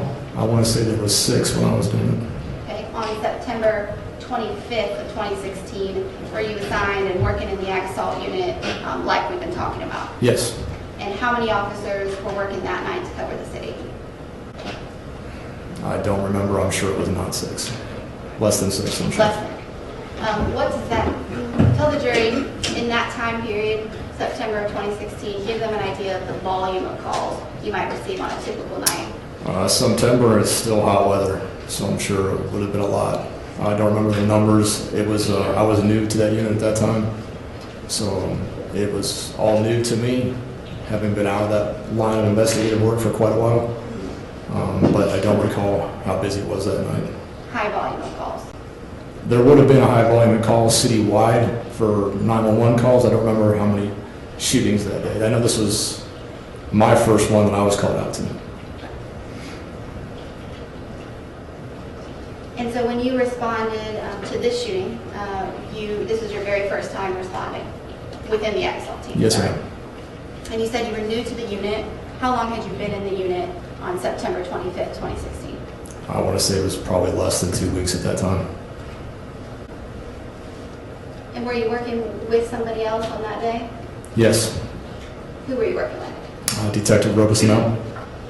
And out of the two of you, Detective Robesonell and yourself, who had more experience with investigative sort of techniques, interviews, working cases that are commonly within the ag assault unit? For the ag assault unit type investigations, that would be Detective Robeson. And why do you say that? All my work prior to that was more proactive detective work. He was general investigations and had been on the first rotation of being voluntold, which was about 90 days prior to that. So he had more experience than I did. Okay, and when you say proactive detective work, give the jury an idea of what you're talking about. I did 5 years in narcotics and 2 years in gangs. What does that mean? Narcotics, you investigate drug investigations, try to find low-level buyers, try to work your way up the food chain, do search warrants, that kind of thing. Gang investigations was investigating the gang crimes that are in Atlanta. And is it fair to say that this shift to the ag assault team would mean kind of a different line of work for you? Yes, ma'am. Are you still doing gang work while you are assigned out to ag assault or no? No. In this 4 to 12 a.m. shift, tell the jury a little bit about what you would be wearing in a typical shift with the ag assault team. When I started, I was on loan, so I could wear what I was wearing prior to, which was dressed how y'all are dressed today, whatever you want to wear. And then eventually it became a little bit more professional, and then eventually it was, button-down shirt and dress pants. Okay. And when you say whatever you want to wear, shorts, t-shirt? That was acceptable, and that was what I would have been wearing for as long as possible. Okay. And is that, if you remember, what you were wearing on September 25th, 2016 when you responded to a shooting call? Yes, ma'am. Tell the jury so they know if you get a call towards the end of that shift that might take you over to 1 a.m., 2 a.m., is that something that you continue to work, or at 12 o'clock, you assign it out to somebody else? Continue to work. Okay. That evening, did you and Detective Robesonel get a call that took you to the Emory Hospital on Clifton Road? Yes, ma'am. Tell the jury how you received that call. We got a call over the radio saying that somebody had been shot and that the victim was at Emory Hospital. And I didn't know how to get there because it's late in DeKalb County, which is just a part of the place that I've not been. So myself and Detective Robesonel drove out there. Okay. When you drove out there, what kind of car are you in? Would have been a very old Ford Taurus. Okay. Marked in any way? No. And as you get the call, when you leave for the hospital, do you already have an impression at that time of who's sort of going to take the lead on this? It was my turn to take the lead, but he knew, and him and I had worked together in the past, he knew that it was my first case and I hadn't been doing that kind of work in quite a while. So it was understood that even though it was my turn to take the lead, he would be assisting and possibly take it over at any time. And what is Detective Robesonel wearing when you all respond that night? Do you remember? I believe he's wearing his uniform. Well, and I'll ask him, was he as new to the Ag Assault team as you were at that point, if you know? No, ma'am, he was on the previous rotation as well. Do you remember about when that you got that call that took you out to Emory? I do not. I remember it being dark. Okay, if I told you that the APD dispatch time was about 10:35, does that sound right to you? Yes, ma'am. And once you guys get the call, do you go immediately there? Yes. Do you go there lights and sirens or just regular response? Regular response time. Because you're in an unmarked car. Correct. When you pull up to Emory Hospital, what is the first thing that you do? Try to find out where to park because it was kind of confusing on where to park. And then I want to say somebody directed us on what room to go to when we pulled up. Okay. When you come into the sort of right there into the front entrance of the hospital, do you encounter, if you remember, other law enforcement? I don't remember. And I'm about to ask you a few questions about kind of what you did next. The next step that you took in your investigation, would you have been right alongside with Detective Robesonel? Okay, yes, ma'am, we would have been. All right, and do you all ever separate for any extended period, go do different things? Extended period, no, maybe a couple minutes. Okay, when is the couple minutes time that you're thinking about when you say separate? We go back to the room where we were told that the witness and husband were at. And once in that room, we decided soon after that to separate people. And Detective Robesonel stepped outside in the hall with the husband, I believe, and I was in the room with the driver of the car. When you say he stepped out into the hall, do you know, is he just literally right outside in the hallway and you're inside the room, or does he go somewhere else? I think he was right outside in the hallway, right outside the door. All right. So we sort of skipped ahead, but you go inside and you find out where they are, essentially. Is going back to that room really the first thing that you do at Emory? I believe so. Once we got in, we were trying to, I want to say, ask some questions on the way in, but just to see where we were going and stuff like that. And once we were directed inside, it was almost like a cafeteria type room we were in. That you make contact with the people in? Correct. Let's show you something right here on this board. And if you need to step down, you can. Make sure we're talking about the same slide.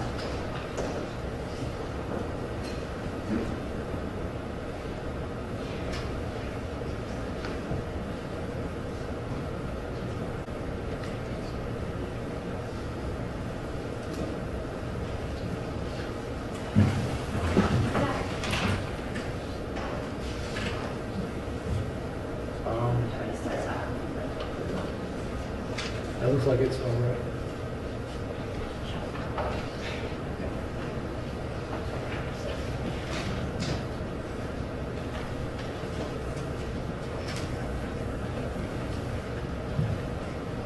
Do you recognize that? Yeah, looks right. And that's that room that I just showed you on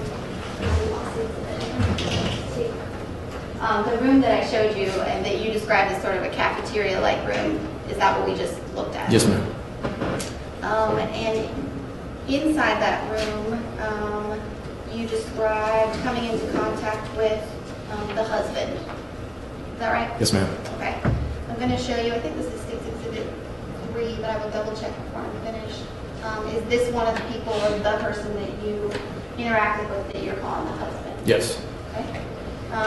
Do you ever interact with who you learn is the driver of the vehicle? Yes, that is who I mainly interacted with. State Exhibit 257. Do you recognize that to be the driver of the vehicle? Yes, ma'am. Okay. Who else is inside the room aside from these two people when you first come into that room? There was, who I thought, there was a nurse, I believe, and I want to say it was the chaplain, as a request of this lady here, All right. to stay in the room, and also the attorney. This is State 347. You recognize that person as who you're saying is the attorney? Yes. So all those people are present when you first approach the room. Correct. What happens next when you first come in? We walk in, and I want to say the first thing that happened was the attorney hands me a business card. And when you say hands you a card, does he actually give you one, or Yes. is he showing you something? He handed me a business card. Does he say anything to you about who he is? He said he was an attorney, and I believe a childhood friend of the other gentleman in the picture. And do you actually take the business card that he gives you? Yes, Do you remember what you did with that card? I do not. Okay. Is Detective Robeson standing right there with you as well Yes. at this point? Do you have any substantive conversation with Mr. McIver, the husband? No. At some point after you enter that room, do you have a conversation with the driver? Yes. Tell the jury about that. It was very brief at that point, trying to figure out where this incident took place. And she was also talking with the chaplain, and I was trying to decide if the chaplain should be involved in the conversation or not. And she asked that she stay, and almost immediately after that, Detective Robeson came in and said, "Okay, let's see if we can find out where this took place." All right, and why, tell the jury, why is figuring out where this happened pretty important for you guys at this juncture? If it would have happened outside of Atlanta, then the appropriate police department would have been notified, and they would have taken over the case. All right, so you guys don't want to be working a case that didn't happen in APD's Correct. territory.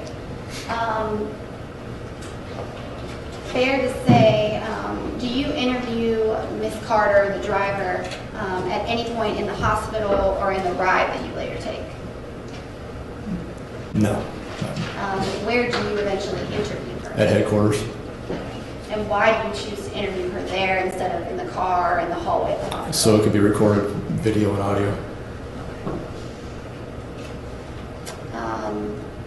Once you have her outside the room and you're trying to figure out where it happens, what do you guys do next? The three of us drive to go around the route that she thought she took when she got off the highway and try to figure out where this happened. I remember her saying something somewhere near Piedmont Park. Detective Robeson was directing me. I was driving, trying to follow a route that was along, I believe, Edgewood Avenue, Auburn Avenue, that area, and then going up towards Piedmont Park to find out where it was at to verify it did indeed happen in Atlanta. And so how long after you initially arrive at Emory Hospital are you all in the car making that recreation of the route about? From the time we parked the car until we left again, I want to say maybe 15 or 20 minutes at the most.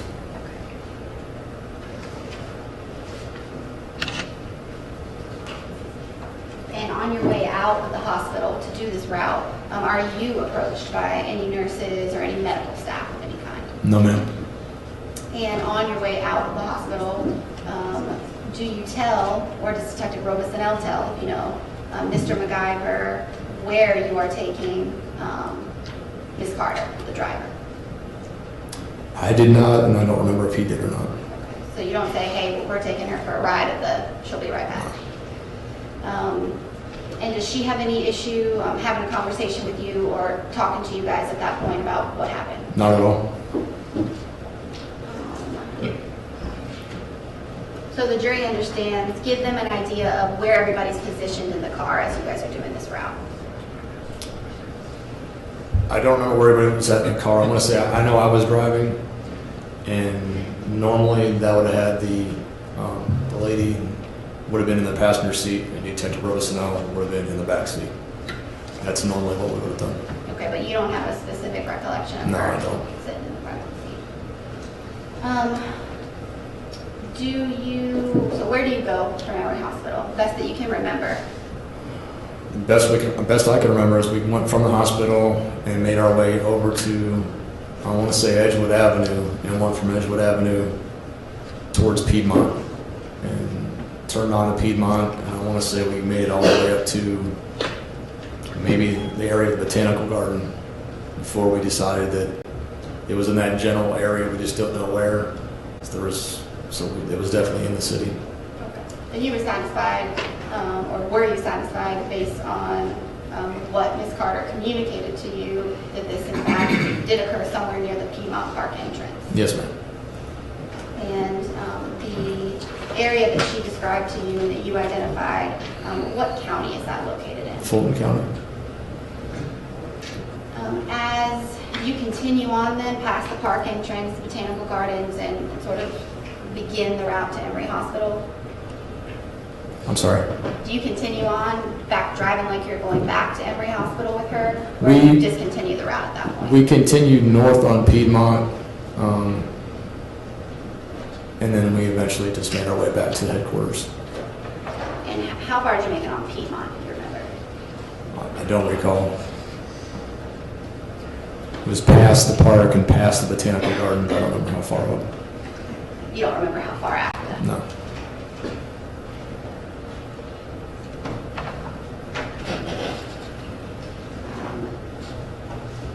You make your way back to headquarters, you said? Yes, ma'am. Just so the jury understands, where is that located? 226 Peachtree Street? Just down the street from where we are now. Correct.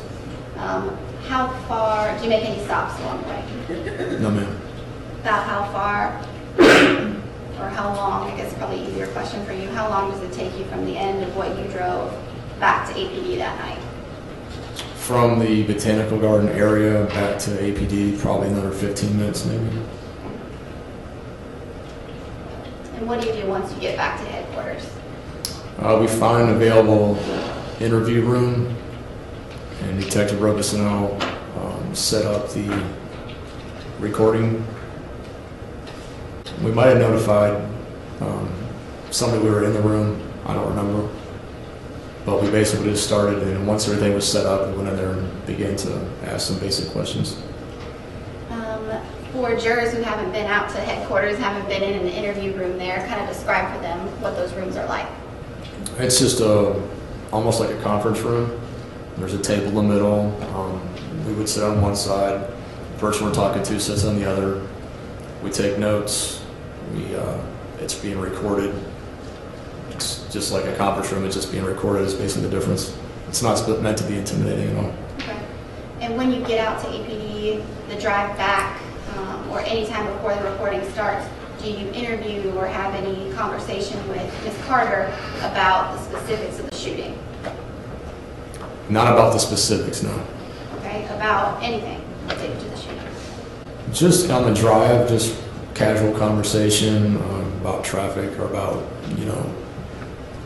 I believe she did say why she got off the highway, and she was telling us the route we took and stuff like that, or the route she took. Why she had to, and when you say why she got off the highway, and you're talking about the traffic that was on the Correct. highway at that night? Yes, ma'am.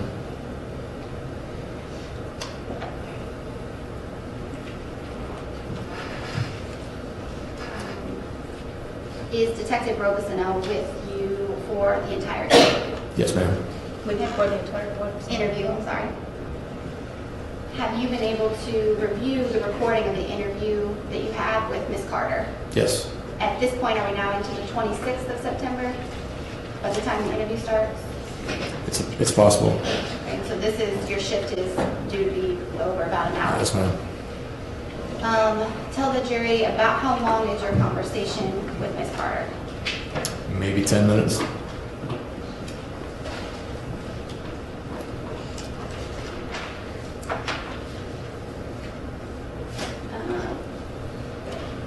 When you come into the room and at the time that you're starting that investigation, or that interview, I'm sorry, do you have an understanding of the status of Mrs. McIver, your victim? As far as details, no, we knew she was alive when we left the hospital. That's all we knew. Did you know if she was low or not?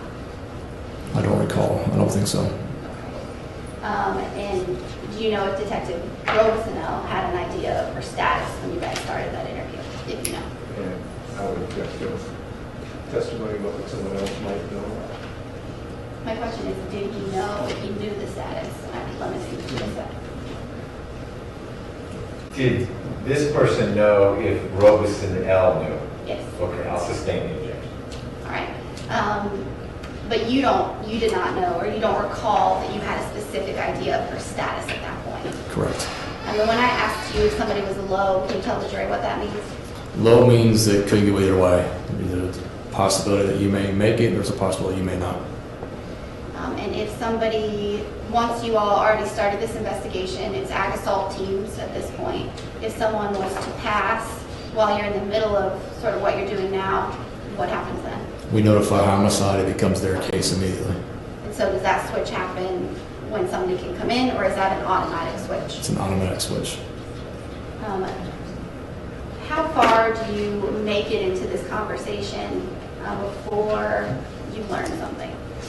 It would have been less than 10 minutes, and Detective Robesonel gets I believe a text or a call. I'm not sure which he got.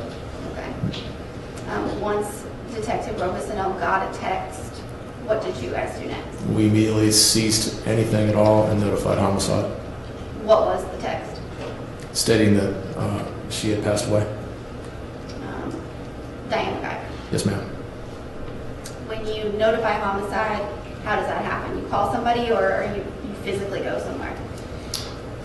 It could be either way. I don't remember how we did it that night. It's in the same building. Likelihood of us just going there would have been probable since it's right there. Did you turn over, did you talk to anybody from homicide that night? I don't remember if I did or not. Okay.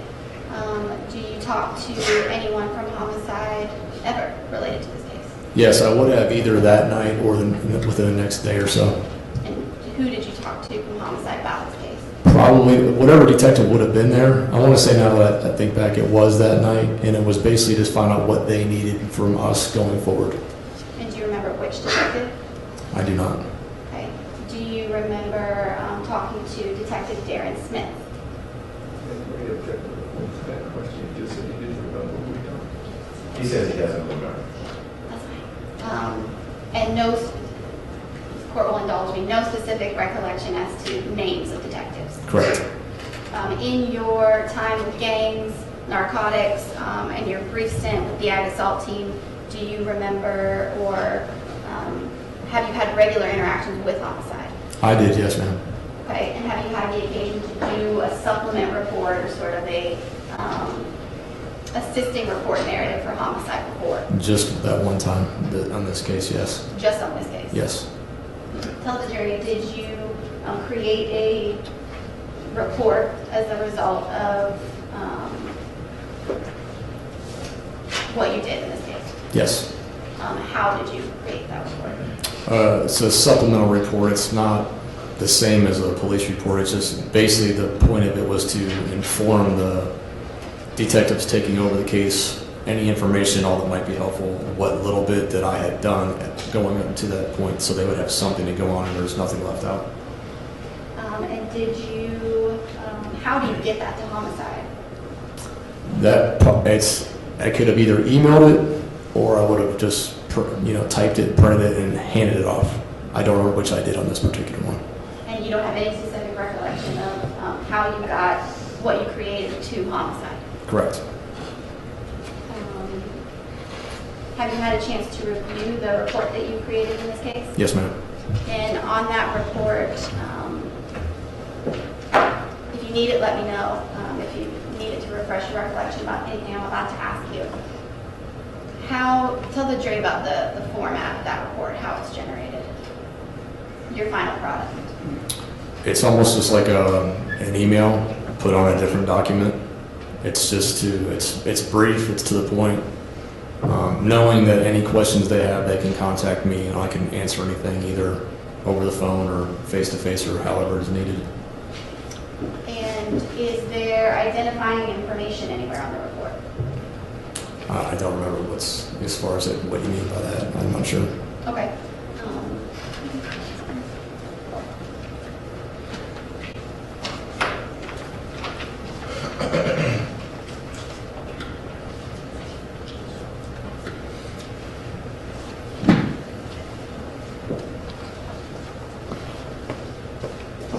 All right, and I'm going to mark State's Exhibit 384 just for identification purposes at this point. Okay. I'm going to show you what's marked as 384. Do you recognize it? Yes, ma'am. And does that appear to be a true and correct copy of the report that you generated in this case? Yes. Tell the jury, looking at it now, is there any identifying information there on the report? What do you mean by identifying? Do you see your name anywhere? Yes, ma'am. Okay. Where? Actually, that's a good thing.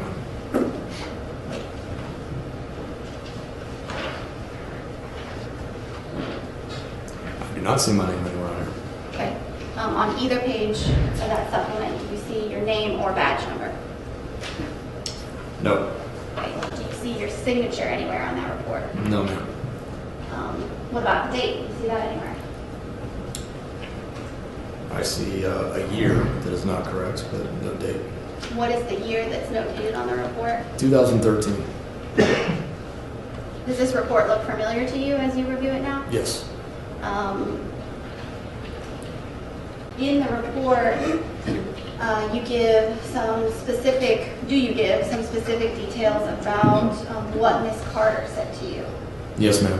Specifically, do you reference sort of a description she gives to you about scary people being at the intersection where she exits? Yes. Do you remember where she would have told you that information? That would have been in the area of the Auburn Avenue, near the highway. Okay, I'm sorry, Edgewood Avenue. right, and maybe my question wasn't where she would have told you that. In the car ride, Okay. When during that car ride did she communicate that information to you? as we were driving through the area, just to basically paint the picture better for us of what they were doing and what they were seeing. Okay. And that's something she described to you there during the actual drive? Yes. In the 9-minute interview that you conduct, have you been able to review the transcript of your interview that you did? Yes, ma'am. Anywhere in that 9-minute interview, does she mention that detail to you or anything similar to that? No, ma'am.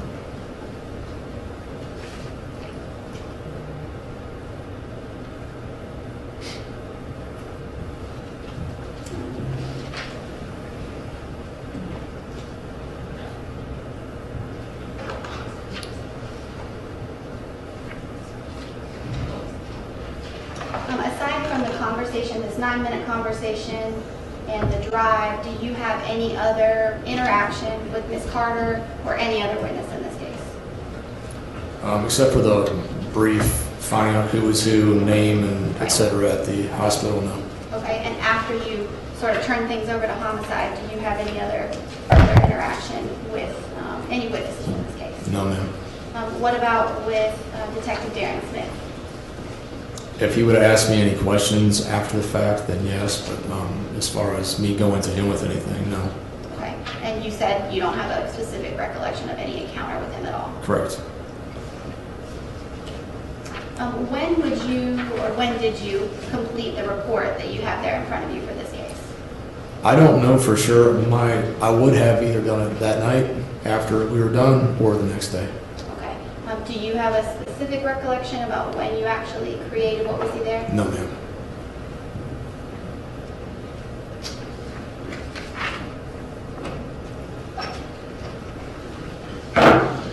Just one more.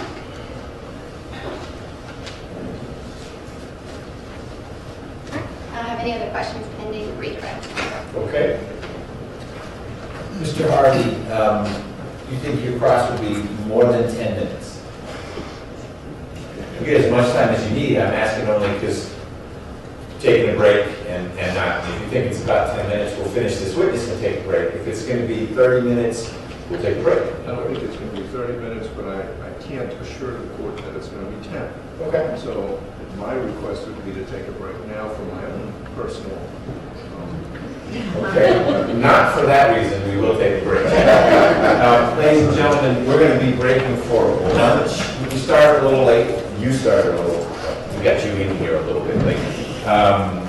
But we need to break for lunch at about 12:25. We'll keep it to 45 minutes if you guys can survive with that. But because we're going to need to break then, it doesn't make sense to put off the morning break much longer because it'll just be lunch break anyway. I'm going to try to keep this one kind of short, so I'll have Deputy Murphy checking in with you in more like 5 to 7 minutes rather than 10 to 12 minutes. If you need more time, it's your time and you can have it, but know that lunch is coming at about 12:25 today. Okay, with that, enjoy your break, have birthday celebration part 2, and we'll see you back here in just a few minutes. Rise for the jurors.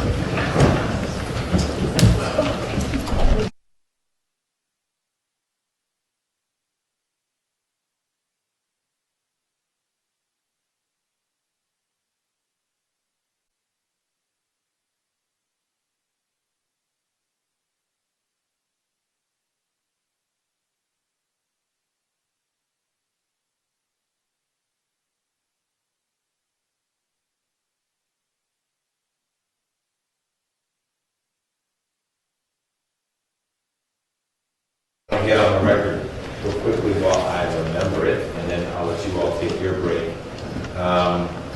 During Ms. Clark Palmer's cross-examination of Officer Stroop, there were a few times we went around with, could she ask him about whether Ms. Carter described the shooting as accidental? And the first few theories advanced, in my mind, didn't work. We had a sidebar where a more compelling reason was advanced, and I initially said, all right, why don't you go forward and do that? But it was pitched to me initially as it helps explain why count 5, which is I think it's count 5, it's the first Correct. Interfering with witnesses, influencing witnesses count about what was purportedly said to Ms. Carter there at the hospital, that it would go to show that Ms. Carter was already saying things that were helpful to Mr. McIver, and so it doesn't make sense that he would try to mislead her about something and influence. But when I asked Ms. Clark Palmer how it would be shown that Mr. McIver was even aware that Ms. Carter purportedly said that, we shifted to a different count that might support one that occurred a month later, and that became too remote in my mind. And so ultimately, I sustained the state's continuing objection that it wasn't appropriate. Do you want to add anything to the record? Yes. I said count 6 when we came up to the sidebar. I meant count 7. Count 7 is the one that deals with Tom Carter because it's the one that happens last. So the point is that in between September 25th, 26th and October 6th, when we have the voicemail to Tom Carter, Mr. McIver and Ms. Carter and Mr. Nichols, there are communications going on about who has said what to who and when. So asking this officer, eliciting from this officer that Ms. Carter on that night said it was an accidental shooting is yet another statement she's made to law enforcement to explain that by the time we get to October 6th, count 7, why is Mr. McIver trying to get Tom Carter, to get Deanie Joe Carter to do anything but other than go out and say what she has already said to multiple law enforcement agencies, which is that it was an accidental shooting. Okay, and I understood the count numbers don't matter so much. initially, it was being advanced in connection with the first influencing witness count, the hospital scenario, and you pivoted, whatever kind of said it matter. You made clear the Tom Carter phone call, and I factored that in, issued the ruling that I did. Ms. Convery, anything you want to get on the record in connection with that? No, Your Honor. Okay, let's take a break. I'll be back out here in literally about 5 minutes this time, just to see if we can keep this going. If you need more time for the break, you can have more time, but you go. All right, thank you, Ms. Price.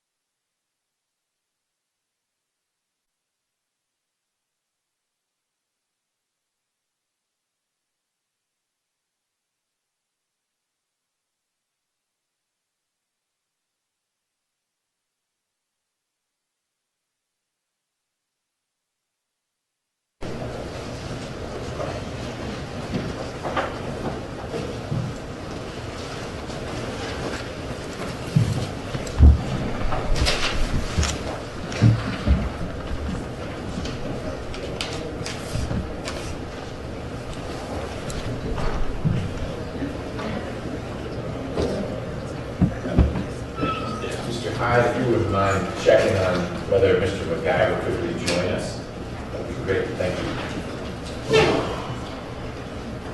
He's on the way. Great.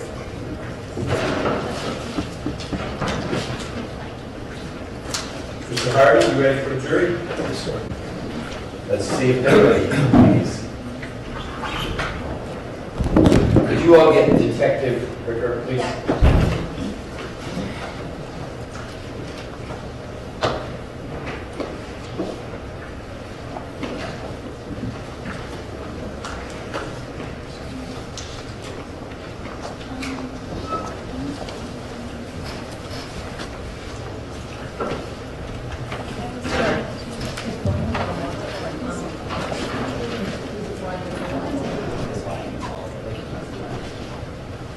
Do you need a copy of your report? All rise for the jury. Need it. Just ask him.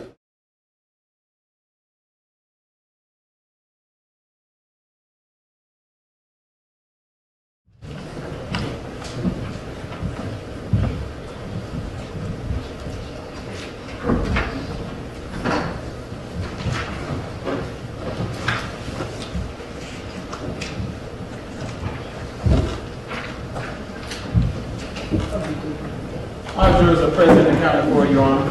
Thank you, Deputy Murphy. Everyone can be seated. So, quick scheduling update. I checked my email during the break, and this conference call I was supposed to be on at 12:30 today got canceled. So that's why your break went a little bit later. We don't have, gosh, we got to stop at 12:25. We'll still have lunch, but don't say, hey, what's the trick here? It's 12:25, and we still got a witness on the stand. When we get to a natural break point around lunchtime, we'll take a break for lunch, but we have a little more flexibility. Mr. Harvey? Yes, sir. Thank you. Good morning. How are you? Good morning, sir. You are a detective, correct? No, sir. All right, so you are this officer. Correct. Were you a detective? Yes, sir. Were you a detective in 2016? Yes, sir. And in 2016, as a detective, I understood that you had previously worked for how many years As a detective or by the department? in the department? As of 2016, it would have been 12 years. So you were a 12-year veteran of the Atlanta Police Department At that time, correct. in a number of different capacities. Yes. correct? You had 12 years of experience in either investigating cases. You Yes, gotta- sir. You Yes, gotta say sir. yes. Sorry, yes, sir. For this young lady and for these folks. Okay. You also need to make it clear when the question, I thought you were going to do a list, investigating cases, writing reports. I So- was, Okay, and I stopped so I can do that seriatim. okay. You had 12 years of experience in investigating cases, correct? Correct. You had 12 years of experience in writing reports, correct? Correct. You had a number of required continuing education courses, and when I say continuing education courses, updates to keep your professional certification, correct? Correct. You were a certified law enforcement officer, Yes. obviously.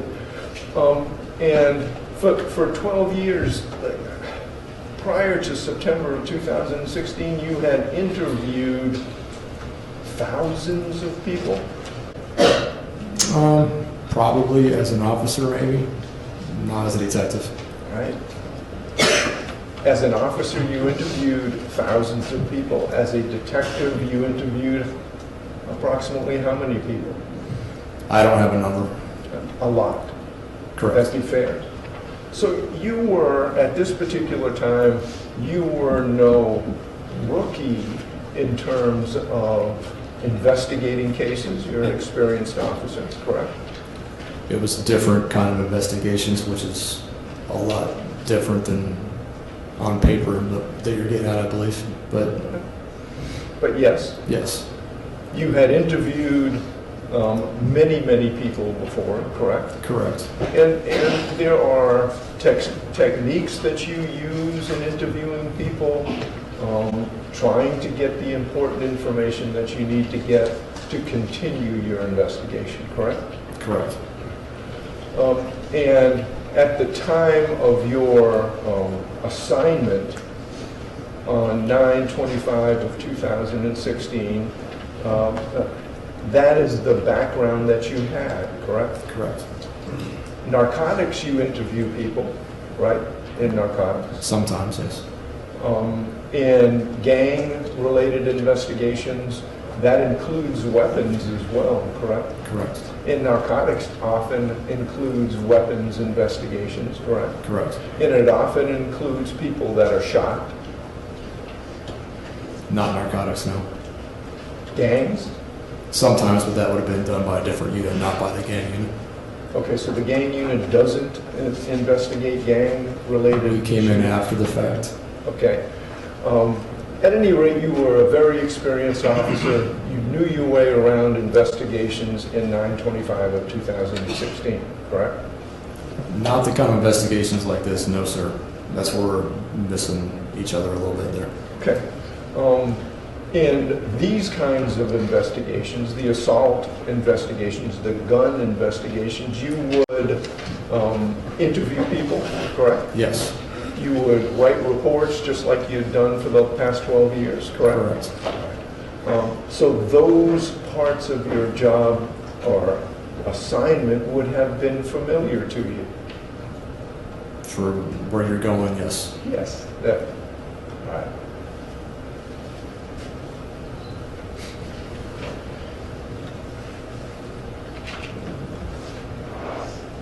When a call comes in to the Atlanta Police Department to assign your team to investigate, is there a CAD report that's generated? Yes.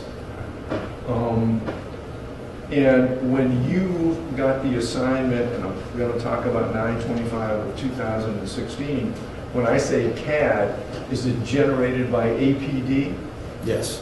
not Emory? Correct. Okay. So APD would have a CAD, computer-assisted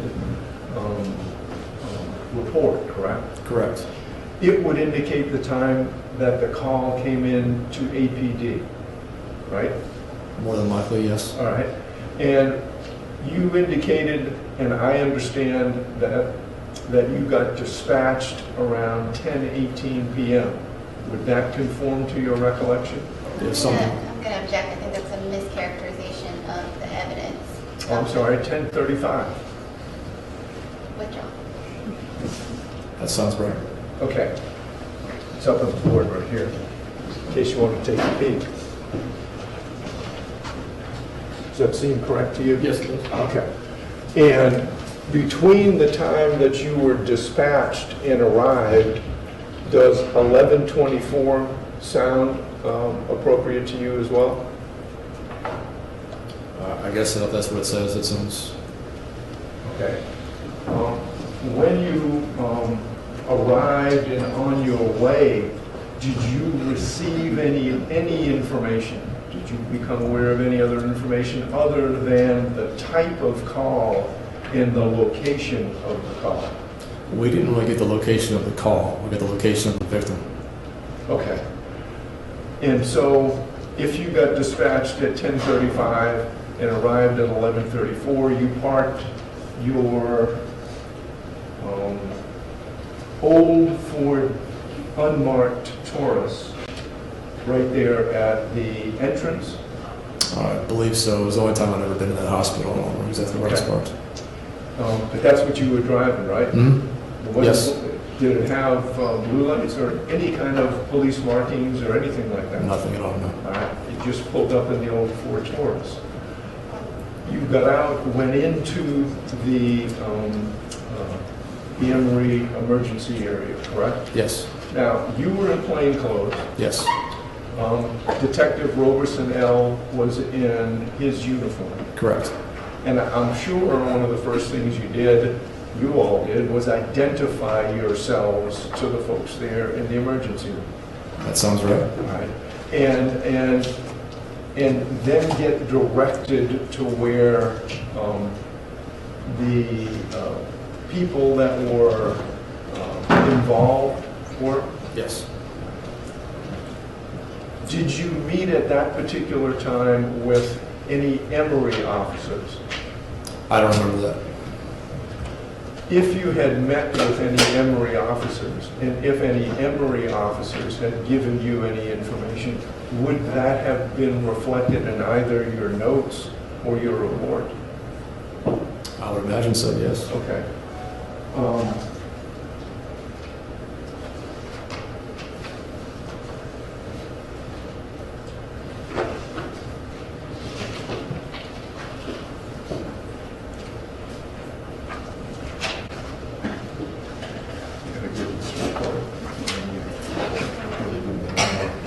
That'd be great. Is this the one that was marked for? Yeah. Let me give you what's marked as State's Exhibit number 384 for identification purposes. And you can keep that up there while I ask you some more questions, okay? Okay. If you need to refer to it. If you got some information from some officer at Emory, would you expect that to be reflected in your report? If it would have been discussed with me by the officer, yes. Okay. Just take a quick glance, it's not that long. Is there anything in this particular report reflecting that you got information from an officer at Emory? No.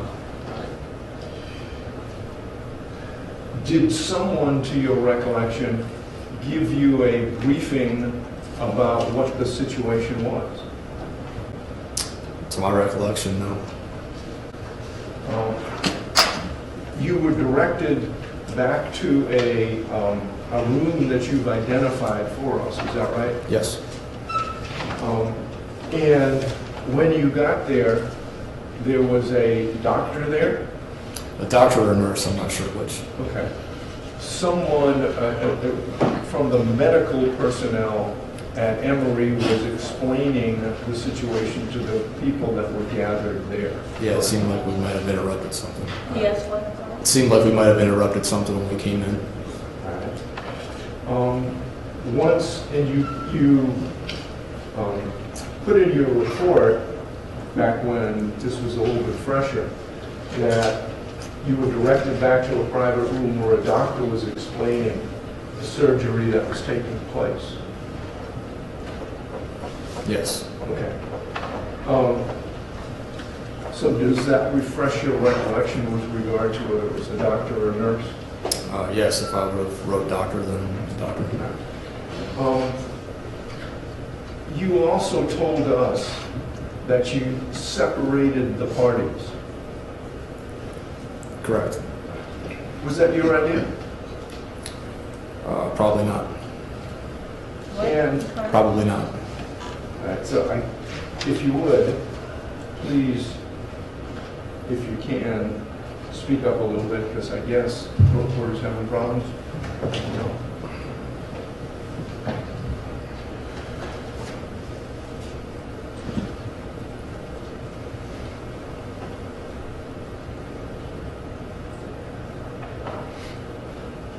I understood yourself and Ms. Carter, who you identified for us, and the chaplain stayed in that little room that you've told us about. Yes. And you were the one that was interacting with Ms. Carter, right? Yes. And were you the one that made the decision to get her to come with you to try to figure out where this event may have happened? No. Was that Detective Roberson L. then? Yes. You were unsure at that time where this happened, and since Emory was in Decatur, you wanted to be sure that APD had jurisdiction, correct? Correct. So, already been separated from Mr. McIver,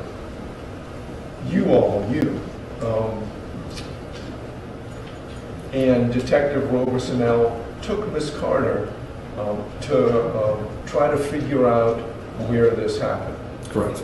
Now, this would have been at least after 11:24, because you didn't arrive, let's assume, until 11:24.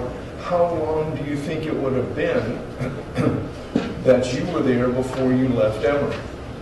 I don't remember we weren't in Emory long at all. Do you recall asking Ms. Carter any questions about what may have happened while you were at Emory? I remember asking Ms. Carter for general information, name, date of birth, address, phone number, stuff like that. Did you then ask her what happened? So we've got a situation here where you're asking perfectly appropriate questions, but now that the report's sitting there, the witness is looking down at the report before answering the questions. So And let's clear that up. yes, I will. I'll be glad to. If you don't remember, Sir. and you think that reading the report will refresh your recollection, don't read from the report. You can look at the report and say, oh yeah, now I remember, and I can answer your question. Okay. All right? If when reading the report, it doesn't refresh your recollection, say, you know, I still just don't remember. Okay. But of course, you understand that one of the whole purposes of writing the report is so it can refresh your recollection if you have to come to testify a year and a half down the road, right? Correct. And you understand that other people, like the homicide division, will rely on what you write to determine the course of their investigation, correct? Usually, yes. All right. This type of report was just to assist in the next investigation, which would have been when homicide took over. It wasn't an actual report, so to speak. It was in basically a Cliff's Notes version of some brief material to get them on the right track, knowing that they can ask me whatever they needed to, one-on-one, over the phone or whatever, communicate that way. It wasn't meant to be an actual report as we're talking about it as So such. I'm understanding that if you write a report to refresh your recollection down the road, you just write a report with the skeleton information so that you can't refresh your recollection down the road. Is that what you're telling us?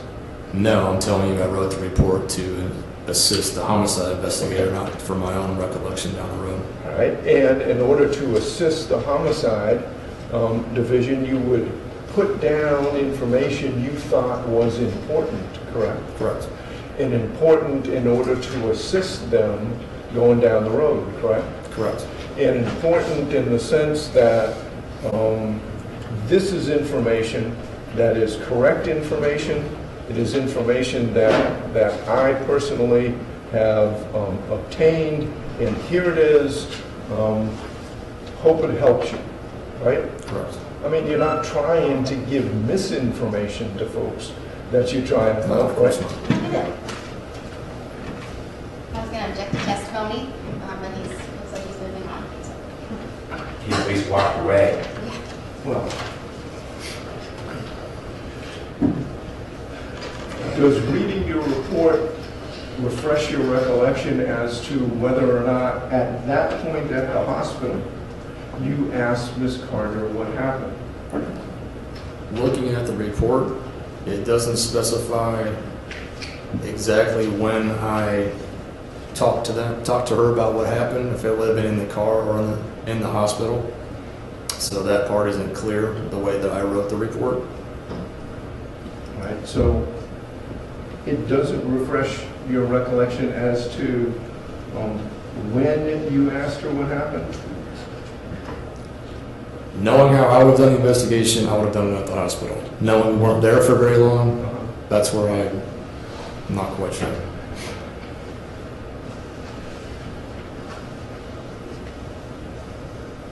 In order to be able to take the route to determine where the event may have occurred, you by necessity had to ask some questions, correct? Correct. You got Ms. Carter from the hospital, got her into the Ford Taurus, and took off from Emory Hospital, correct? Yes. And what you understood was that at least the beginning of the route was down at Edgewood, coming off I-85, correct? In that general area, yes. Okay. And you traveled from Emory to the Edgewood exit off of 85, correct? That general area, yes, sir. Do you recall how long it took you to get there? No, I did not. I had Detective Robisonneau directed me to how to get to that area. I wasn't sure how to get from Emory to that area. Okay. But once you got to the to the Edgewood area, you had, again, by necessity, have had to talk with Ms. Carter to say, okay, where did you get off the expressway, right? Okay. Yes. Okay. And she told you, you understood that she got off the first exit going north on 85, correct? Yes. North of 20. Yes. And she told you, did she not, at the Edgewood exit, that there were a lot of scary people there? Yes.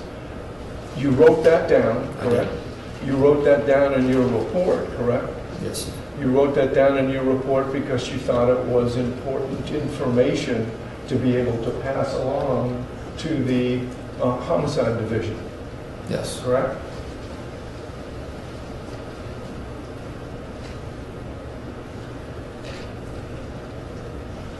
You also wrote down that Miss Carter also told you that they kept getting stuck at every red light.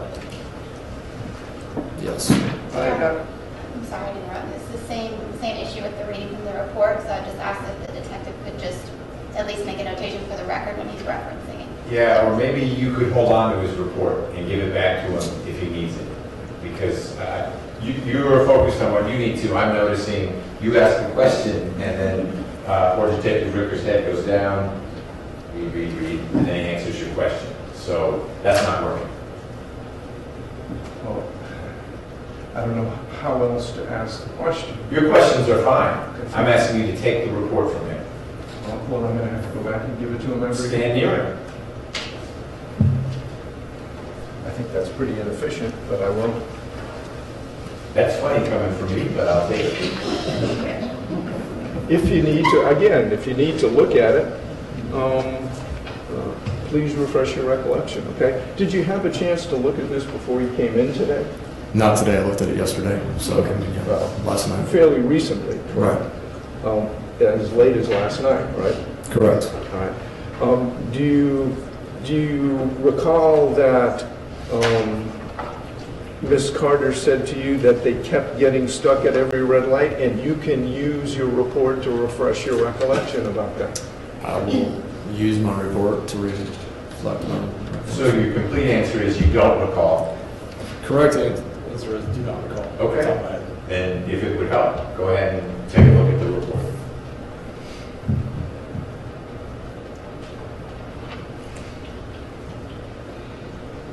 Yes, that is what I wrote. All right. Do you recall that Ms. Carter said that Mr. McIver asked Diane, his wife, to hand him the gun from the center console for their safety? I do recall that. Okay. And that she thought that Mr. McIver was asleep and then fell back asleep when he had the gun. Do you That is follow what I saying wrote. that? Yes. All right.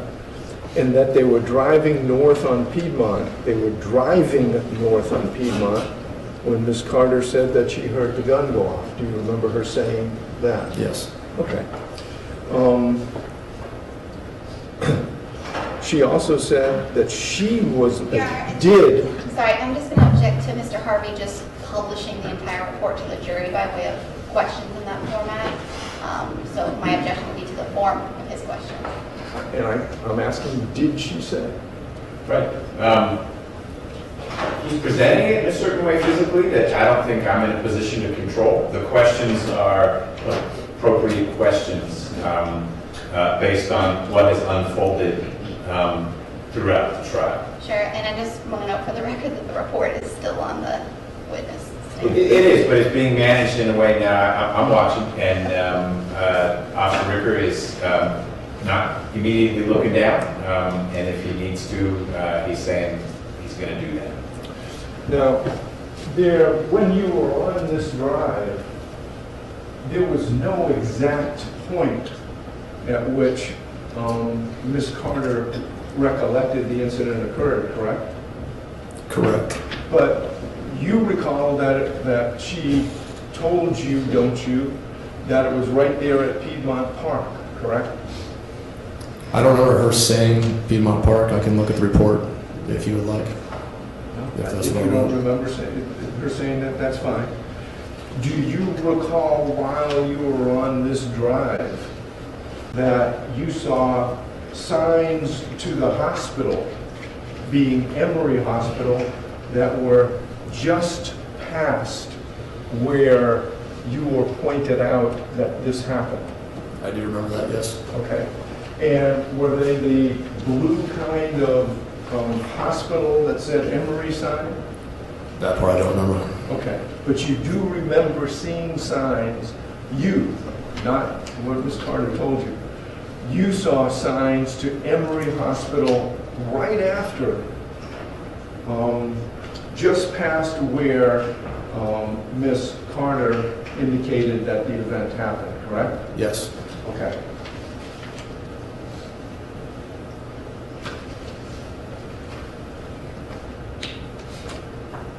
Now it was after this ride that Ms. Carter was taken back to APD, correct? Yes. And you know that at APD there is audio and visual, correct? Yes. And I think you told us on direct that you and Detective Robeson L. set up the audio visual, correct? He would have set that up. You or him. Right. All right. You knew that when you were going to continue with a more formal interview of Ms. Carter, that it would be audio recorded and video recorded, That is correct. so that the exact words would be available to anybody, homicide or whoever else, correct? Correct. So, given the fact that you knew the exact words were coming, the report that you generated was a report about what was said and what was happening while you were on the drive, because there was no recording, correct? There was no recording prior to. And this would have been the drive. There were no notes that you made about what the statement was, because it was going to be there. You were going to have an accurate record of it, and everybody would have an accurate record of that, correct? I'm sure I understand your question. Well, you didn't take any notes of the interview at APD because you knew it was audio recorded and video recorded, so everybody would have a word-for-word, accurate transcript of what happened, record of what happened there. I would have taken notes with anything that I felt that would have jumped out just from my own recollection. Was there anything else that you could recollect with regard to the events of what you were told by Ms. Carter and what happened that night? No, we were cut off before we got far. All right. And that would have been, would you disagree with me that the interview started at 1:09 a.m.? I can look at the chart, but I don't remember what It's time not- it was. it's not on that one. Would you disagree with me that it concluded at 1:19 in 10 seconds? That sounds about right. It was So late. I don't know. It was about 10 minutes. All right. The report that you generated for use by folks who were coming in to investigate would have been generated either that evening, correct? Correct. You gotta say yes. Or the very next day. Correct. That's when you do your paperwork, either contemporaneously or right afterwards, so that it's fresh in your recollection, Correct. and you can accurately put in the report everything you need to put in. Yes. All right.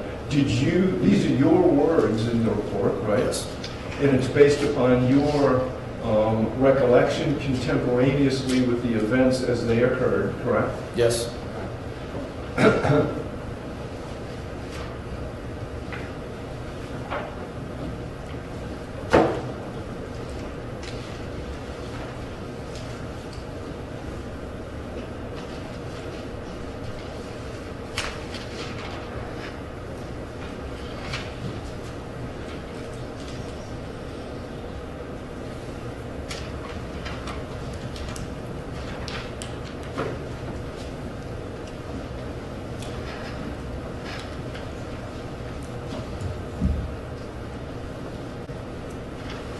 A moment, please, Judge.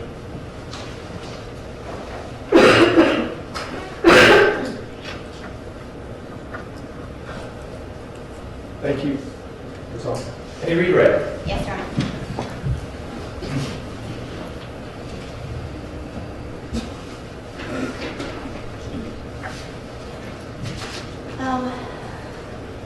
Officer Ricker, I'm sorry. You told us about your 12 years assigned as a detective within APD, and then you said the investigations that you did were different in some sense. Tell the jury what you mean by that. Going from an officer, becoming a detective, doing proactive investigations, more so. This is strictly reactive. The gun assault team, somebody gets shot, we react, we go to the scene. That's what we did. Narcotics investigations were, we got a tip or we see something or an officer tells us some information. We go from that information, we basically do our own investigation. There are no victims per se, as opposed to a gun assault where somebody had been shot, there is a victim. It's completely different. A lot of times there are no interviews. There are no, there's no taking people from point A to point B to put them in a recording room. How the investigations are done. And so is it fair to say that the interview that you conducted with Ms. Carter on the 25th and 26th was something somewhat unusual for you, given, despite your years of experience? Yes, ma'am. The techniques that you used and developed in your years as an investigator in the gang unit and the narcotics unit, are they different techniques from what you needed on the night of the 25th and the 26th? Yes, ma'am. I think Mr. Harvey asked you about, well, they were the same as your assignment within this ag assault unit, but at the time that you conducted this 9-minute interview, how long had you been in the ag assault unit? Not long at all. Does 2 weeks sound about right? Or less. Okay. The APD CAD, or the computer-aided dispatch, did you pull that for this particular case? I did not know. And whose responsibility is it to pull a CAD or get a CAD for a particular investigation? It would be the whoever. I might have. All it is calling and asking for the case number, and it's generated by address. Okay, and did you pull it for this particular? The night that we've been talking about, 25th, sort of at the end of your shift, did you respond to other calls that night? Not after this. I don't remember before. All right. You don't remember before, yes or no? No, I do not remember before that. I think Mr. Harvey asked you about documenting things in a report, the report we've been looking at, or notes. Do you have any notes for this particular case? No, ma'am. And did you turn over any notes to any other detectives involved in this case that you remember? No, ma'am. And so what we have contained on what's been marked up there in front of you, is that the sum total of the notations you have related to what you did in this case? Mr. Harvey, I think, asked you about an officer, an investigator at Emory Law Enforcement talking to you when you come into the hospital property. Do you know that didn't happen, or do you not recall whether or not that happened? I don't recall. Do you know who directed you back? How did you know to go to the family consult room? That part I don't remember.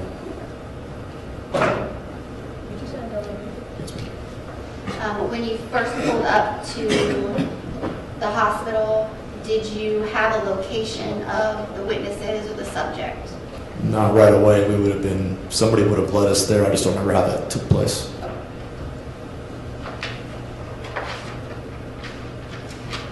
I think you talked about Detective Robesonell doing a couple things, that it was his idea to separate people and do the interview where you did.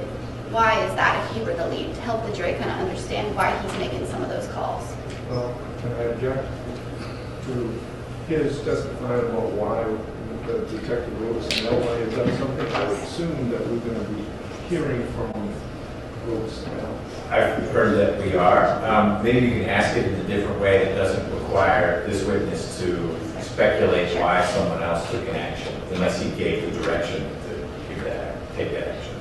Do you know why Detective Robesonell was in the role that he was in that night? Same question? He has a personal basis for that response. Not based upon that question.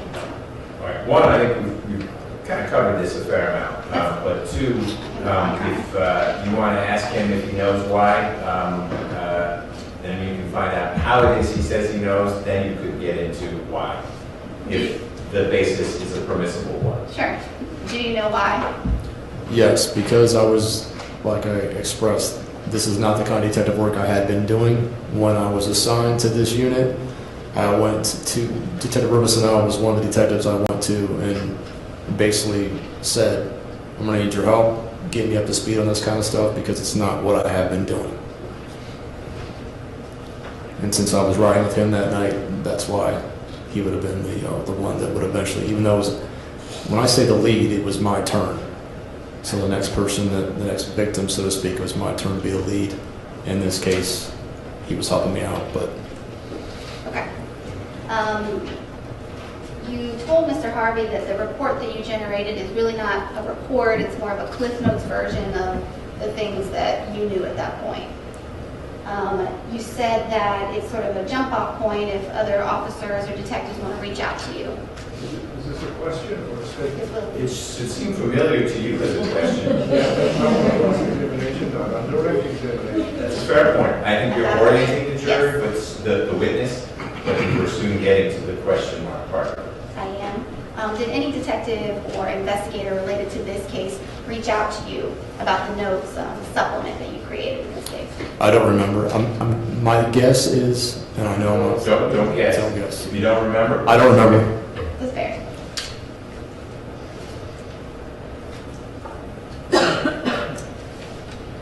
The specific statement in your report about the scary people that I asked you about and Mr. Harvey asked you about, where were you when that statement was made to you? My recollection tells me that would have been on the car ride, Do you know where in the car ride? Edgewood Avenue area. And so this is it as your car is moving up the street, or give the jury a little bit more information about when that would have been said? Driving from Hospital to Airplane, Edgewood, and before we would have got on to Piedmont. Okay. And the interview that you then documented, did you ask Ms. Carter specifically about what the conditions were like in the Edgewood, Auburn Avenue area as she exited? I don't remember asking that. Did you ask her about what kind of people were out there, what prompted the gun coming out in the first place? I remember her telling about that. I don't remember if I asked her or not. Okay. You remember her telling you about the condition of the street or whether or not there were scary people in your 9-minute interview? The recorded interview, no, I did not remember that part. Okay. Yesterday and a couple days before and another time, you and I have met, correct? Yes. Have you had the opportunity to review the transcript of that 9-minute interview? I have. And anywhere in the 9-minute interview? Sorry, been asked and answered. This was asked on direct examination, so this is not redirect. It is redirect. I think he went extensively into it on cross. And When you say into what? the statement about scary people being documented in the interview. When you say documented in the interview, they were documented in the report, that's where something is documented or spoken during the interview. Spoken during the interview. It was gone into on direct. We're going to go back into it, and then under the rule of completeness, I believe I'm entitled to go into the entire interview. Is that what you want to have happen? I don't, it's fine, if Mr. Harvey wants to go into the entire interview, but my question is tailored specifically to the statement that Mr. Harvey discussed explicitly on cross. Because it was raised explicitly on direct. You asked the question, you got the answer, I went into it on cross, we moved away. It was explicitly brought up and explicitly asked on direct examination. Mr. Harvey asked a series of questions about why we do this recorded interview and why it's preserved the way that it is. He also asked Officer Ricker about whether or not that statement is something important that he would have documented in some way. And so it's for those reasons that I've explored the issue on redirect. Okay, you can keep going if that's the way you want it. That's an okay question. Do you remember my question at this point? No, ma'am, I'll give up, I'm sorry. Okay. When you are doing this recorded, audio or video recorded interview with Ms. Carter and having reviewed the transcript of that, do you explicitly ask her about scary people or talk to her in any way about the condition of the road or the people that night? She said that, which is where I wrote it down from the scary people. She said that, which is, you need to speak up. I'm sorry, she did mention the scary people, which is why I wrote it in the report. I don't remember how the conversation took place, though. Did you ask her about that during your recorded interview? No, And did she say that to you in any way during your recorded interview? no.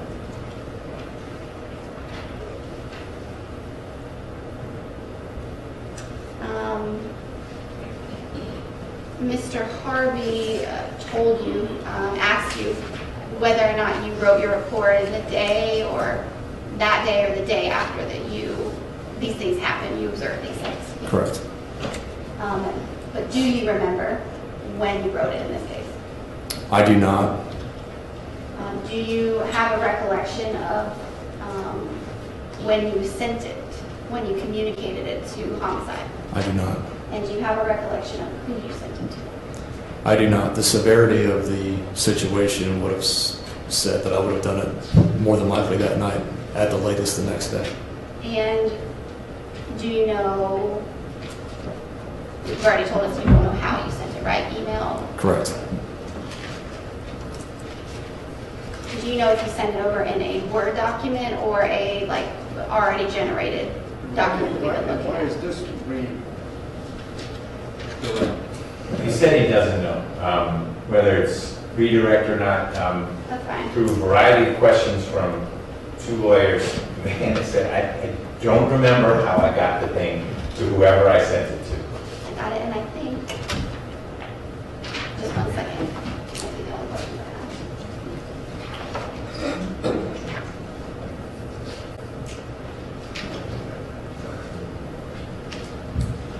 Those are all questions. Okay. Anything from the jurors?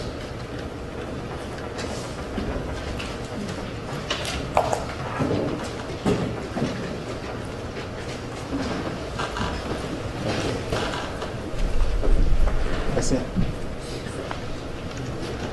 Thank you.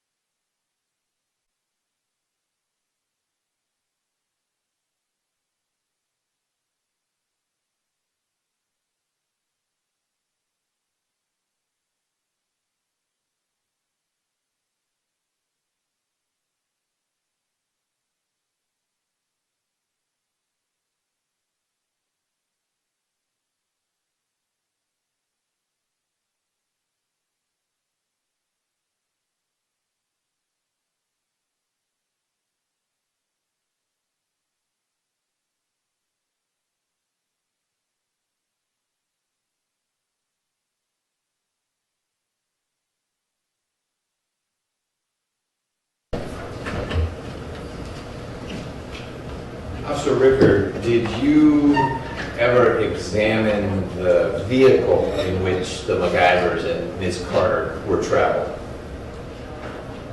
I don't recall. Okay.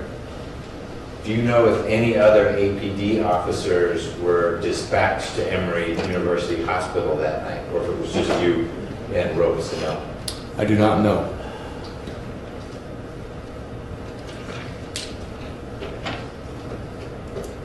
Do you recall if you, slightly different question, processed the vehicle at all? Opened it, looked for evidence, anything like that? I do not recall. All right. Your report that got asked lots of questions about doesn't have your name or badge number on it, and apparently not even the right date. You said it had 2013. Any particular reason why it wouldn't have your identifying information on it? This form, this report document, this is basically just a form that's filled out. It's not meant to be generated as a report, but it's strictly to pass along information. So that's why there's no date or signature or anything like that. It was just basically making it official by putting on this format, but it was just meant to give the homicide detective some information on some possible. It's not meant to be a standalone official? Correct. No. Okay. All right. Any follow-up, Ms. Convery? No, Your Honor. Mr. Carter? The fact that that information is not on there doesn't make the report inaccurate, does it? I'm sorry, sir? The fact that your name or badge number or the date is not on it doesn't make the report inaccurate, does it? No, sir. All right. Thank you, sir. Appreciate your time. Back to zone 2.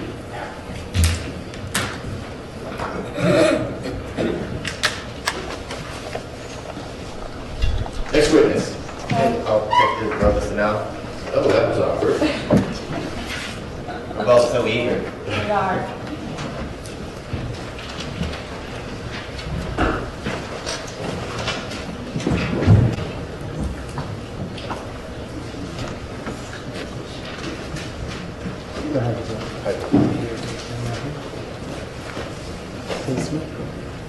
Raise your right hand. Do you swear and affirm that the testimony you should give the court today will be the truth, the whole truth, and nothing but the truth, so help you God? I do. Yes, sir, if you will. Get as close to the mic as you can. For the purposes of the court's record, please state and spell your name. Investigator L. Malik Robesonel, ELMALIKROBESON-EL. Good afternoon, Detective. Good afternoon. Can you tell the jury how you are currently employed? City of Atlanta Police Department, And how long have you been employed with the City of Atlanta Police Department? almost 11 years. Okay. And before working with the City of Atlanta Police Department, did you work in law enforcement and any other agencies? Yes, Where? Baltimore City. Baltimore City? Yes, Okay. And how long did you work for the Baltimore City Police? over 5 years. You've been in law enforcement roughly 15, 16 years? Yes. During your time at, or with the City of Atlanta Police Department, can you tell the jury, I guess, the units that you have worked in? Yes, I worked in Zone 3 as an officer.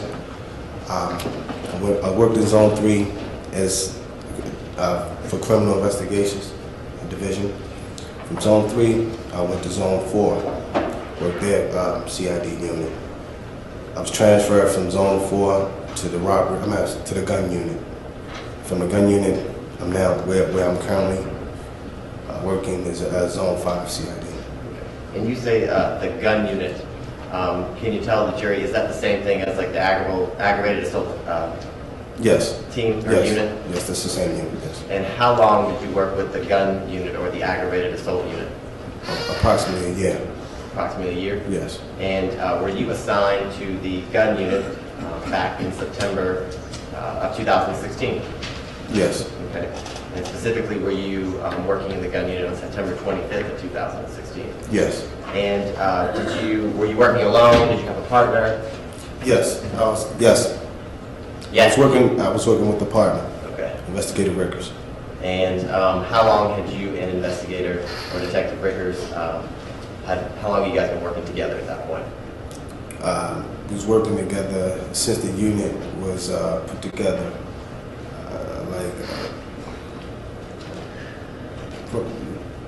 Probably 6. He came in the middle of the unit. I think after the unit was put together, like 6 months. I said probably.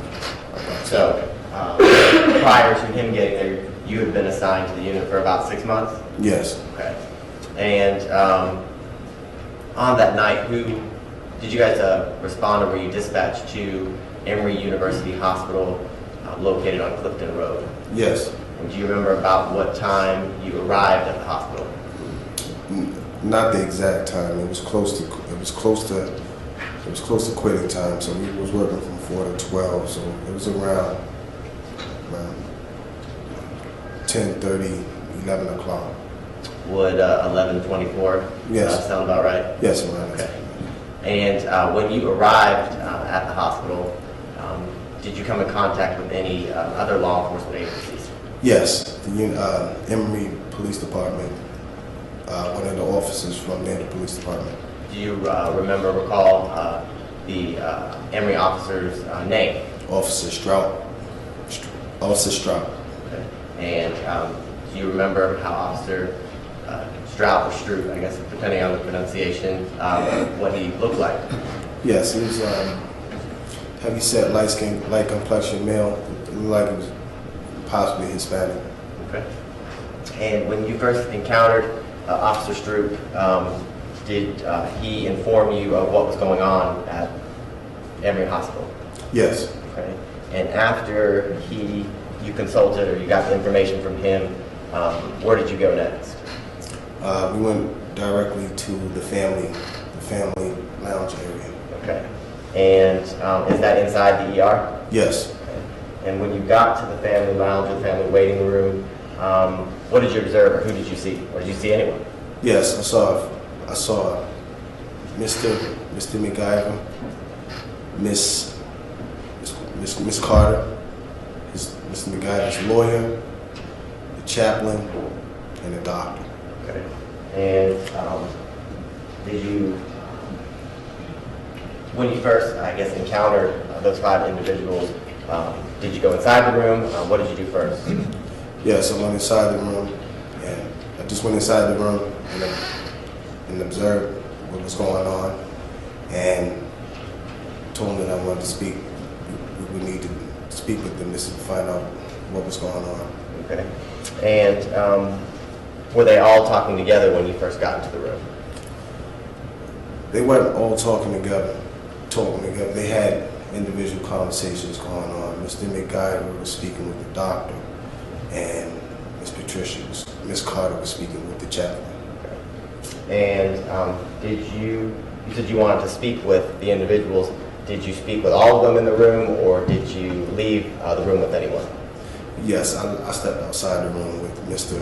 McIver. Okay, and can you tell the jury why, I guess, you separated Mr. McIver from Ms. Carter and the other individuals inside the family waiting room? Yes, because I wanted to get, that's our practice. You want to separate everyone to get their stories, but we don't do it together. Okay, I know you said that's our practice. For some of us who aren't in law enforcement, like the jury, what is the purpose, or why do you separate individuals when you're trying to get, I guess, statements or talk to individuals about what is occurring? You want to get everybody's different perspectives and of what occurred.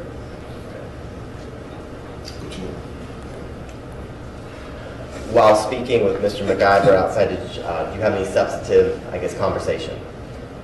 No. Okay. And after speaking with him, did you go back into the family waiting room and approach or speak to Miss Carter? No. I went back in the room and I spoke with Investigator Rickers. Okay. And when you are outside in the hallway, how far are you from, I guess, the inside of the family waiting room? Say about 5. It wasn't about 4 or 5 feet. Okay. And let me ask a better question. Can you see inside the waiting room while you're speaking to Mr. McIver? Yes. Okay. And can you, Can you also hear what's going on in the waiting room? Yes, Okay. When you go in, and can you see Officer Ricker the entire time? yes. Okay. And how long would you say that you were separated from Officer Ricker while you spoke to Mr. McIver and he stayed in the room and spoke to Ms. Carter? I can't give you an exact time, but it wasn't long. Okay. Would you say minutes, longer than 10 minutes? No, it was less than a minute. Okay. Now, you said less than, I didn't hear you. It was probably less than a minute. Less than a minute? Yes. And when you got back in to talk to Investigator Ricker, what was the next thing that the two of you decided to do? We decided to take Miss Carter down to headquarters. First, we wanted her to drive us through the scene so we could determine the jurisdiction and where the incident occurred. And from there, we was taking her to the headquarters to question her. Okay. And why were you taking her to headquarters to question her? So everything could be recorded. Okay. Now, did you immediately, after making that determination inside the waiting room, go to your vehicle? No. Okay. What did you do prior to leaving the hospital?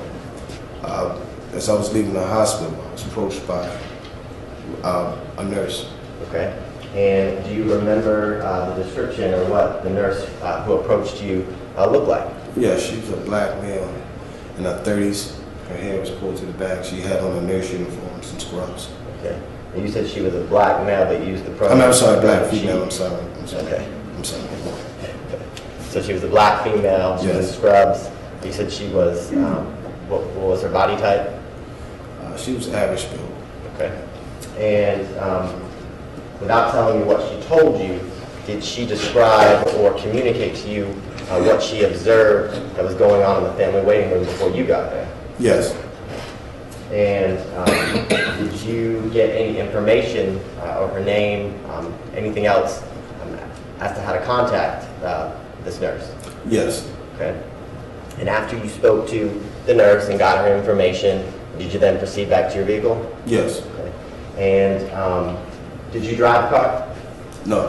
Who drove? Investigator Rickers. Okay. And do you recall where inside the vehicle you were positioned or you sat? I sat behind Miss Carter. Okay. So backseat? Backseat, yes. Okay. And you said Rickers is driving. Yes. I'm going to assume Miss Carter's in the front seat? Yes. And what kind of car is it? A Taurus, Ford Taurus. Okay. And is the Ford Taurus a big car? No. Okay. Is it a sedan? Yes. Okay. And with the position that you are in the vehicle, you're fairly close to both, or are you fairly close to both Investigator Ricker and Ms. Carter? Yes. And from the back seat, are you able to hear if there's any conversation going on in the front two seats with Investigator Ricker and Ms. Carter? Yes. Okay. And where do you go from the hospital once you're in the car? We went to the hospital. We drove down Ponce de Leon, and we turned up. I think it was Piedmont. I think it was Piedmont. We drove up to like 14th Street. I know we were in front of Piedmont Park. Okay. She said that was the area where the incident occurred, approximately.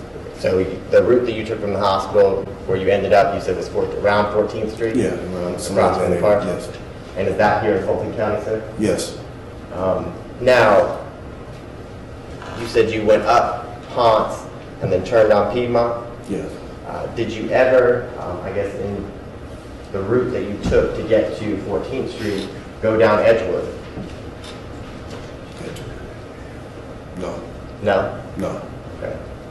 And during the ride down Ponce and turning onto Piedmont and getting to 14th Street, did you ever hear Ms. Carter say anything about scary people? Let me object to that. That would call for hearsay. Move to strike and ask for a cautionary instruction. No, I didn't. Well, don't answer this question. So when there's an objection, don't say anything until we give the green light. Okay. Sorry. Yes. What was your basis for asking the question? My basis was that and with the last witnesses in the, Well, without talking about what other witnesses have said in front of this witness.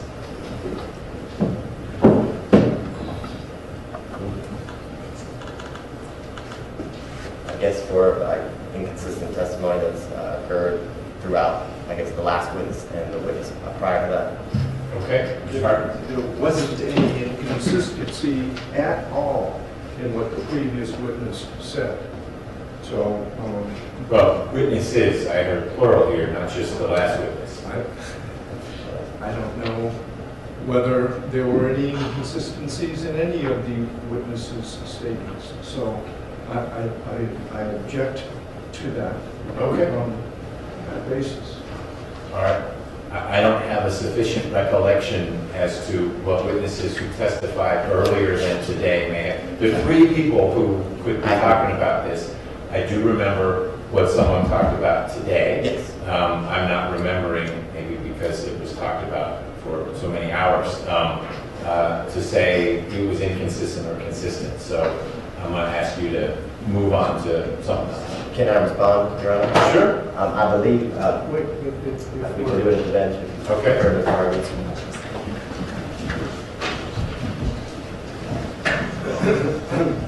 Still don't answer anything while we're over here.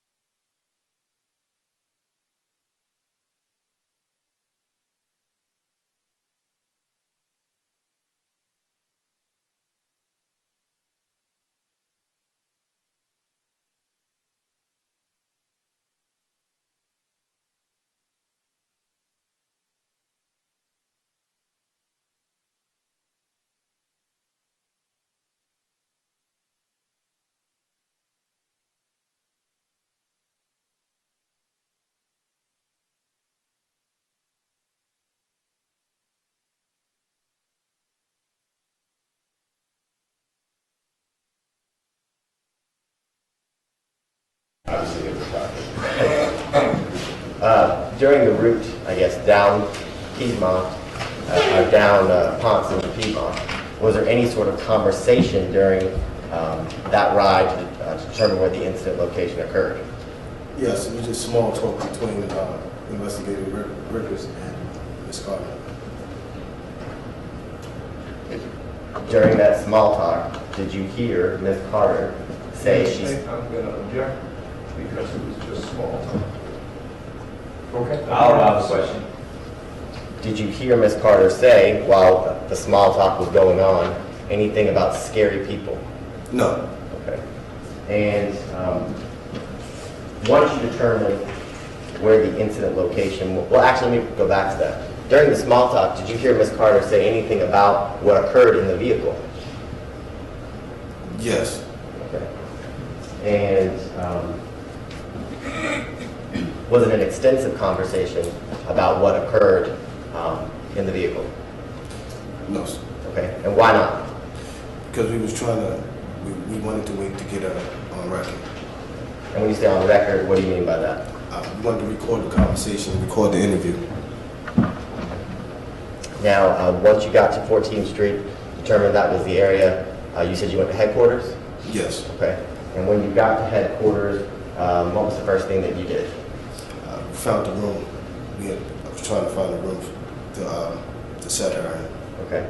And did you find an interview room? Yes. Okay. And did you then interview with Detective Rickers, Miss Patricia Carter? Yes. Okay. And was that audio and video recorded? Yes, it was. And did you set up the audio and video recording? No, sir. Okay. Do you know, have you had an opportunity to review the audio and video recording of Ms. Carter's Yes. interview? So you know that it was in fact audio and video recorded? Yes.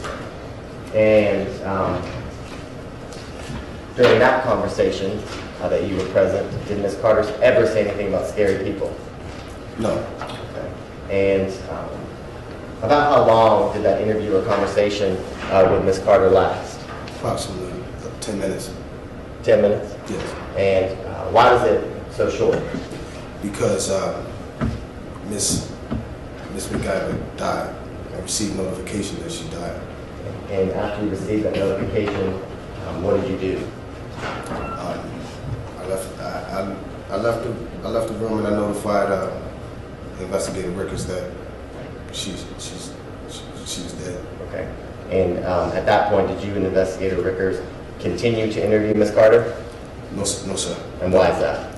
Because it was now a homicide case. And now, or as it became a homicide case, did you alert anyone from the homicide unit? Yes. Okay. And who do you recall speaking to and discussing what you knew about the case from homicide with? Investigator Logan. Okay. And did you do it over the phone or was it in person? In person. Okay. And You said Logan? Yes, Logan. Yes.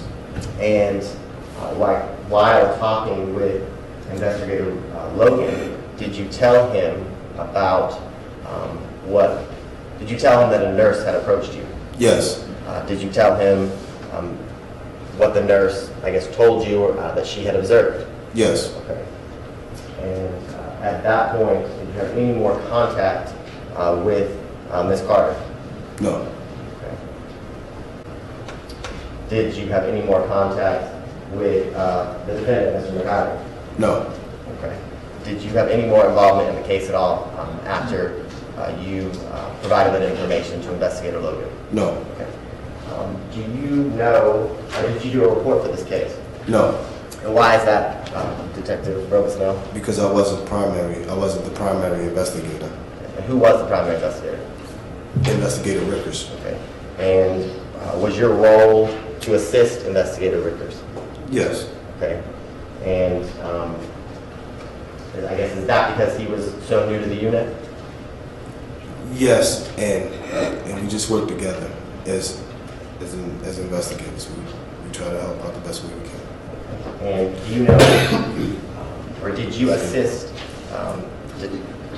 then Investigator Rickers with his report? No. Okay. Did you ever have an opportunity to review Investigator Rickers' report at the time that he did it? No. Do you know when he did it? No.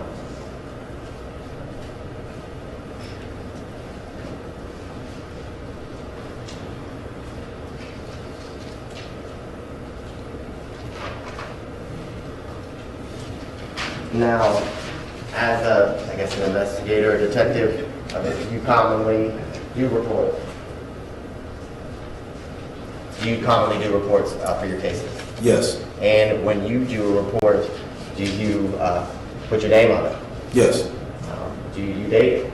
Yes. Do you indicate when the report was created in it or on it? Yes. Okay, and why do you do all that? Because those things are important. And it's policy. Okay, and when you say they're important, why are they important? Because who, what, when, where, why, and how is important in the incident. We need to know those are vital That's vital information.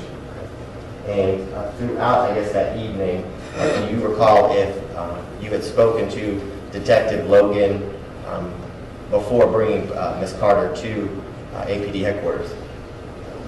You said, do I recall having a conversation with him before bringing her to the headquarters? Yes. Yes. Okay. And you remember why you called him or had the conversation?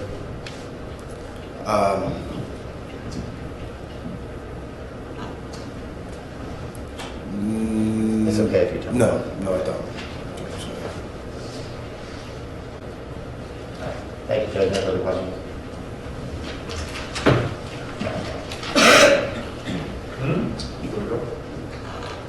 I would like you to go.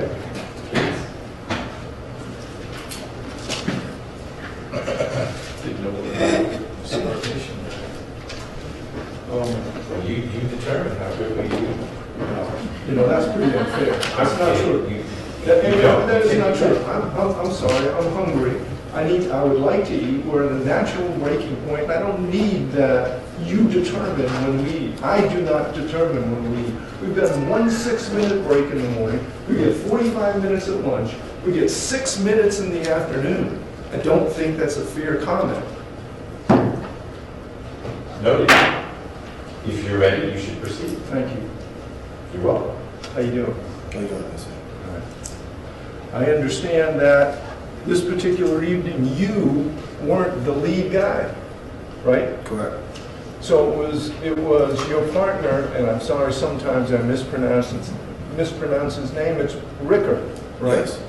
He was the lead guy, Yes. and you were there to assist him, correct? Correct. And when you went into the hospital, was he taking the lead? Was he telling you, hey, we need to separate these guys? Or was that you? That was me. Okay. And that in fact happened, correct? Yes. And Miss Carter was taken with you, correct? Yes. All right. And she went. She didn't say, no, I don't want to go. Correct.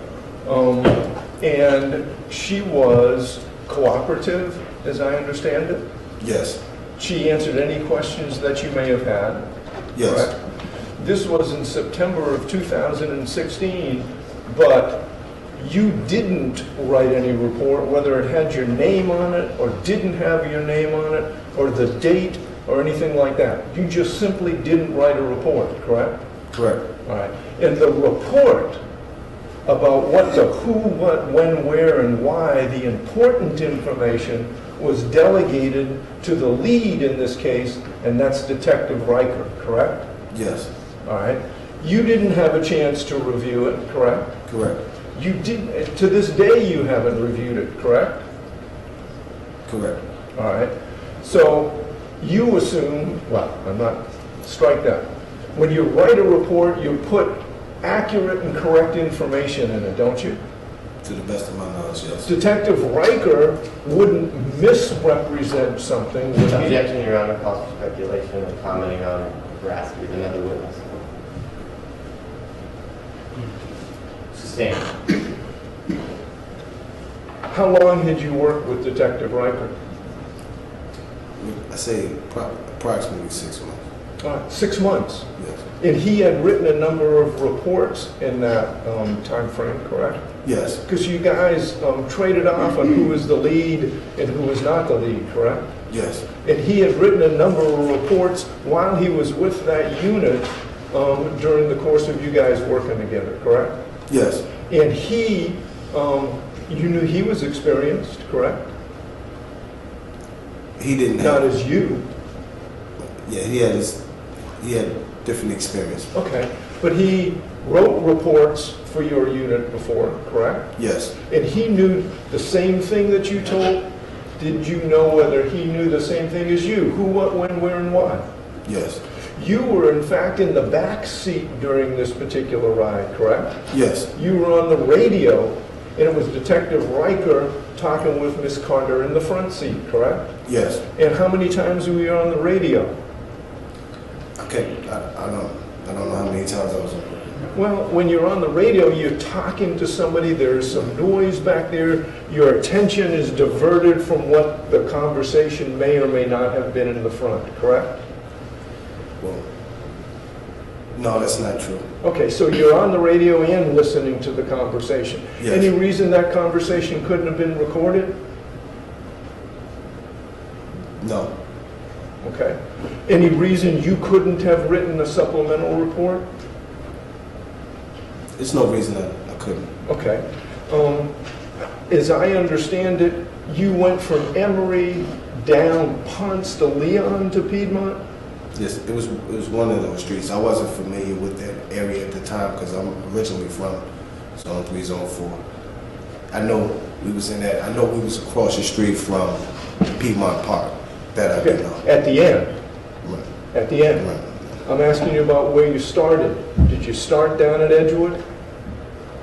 No, Didn't even get down to Edgewood, right. okay? Didn't get down to Edgewood and go up on Edgewood and take a right on Piedmont. Didn't even get downtown, Right. to your To recollection. my recollection, Okay. no. Right.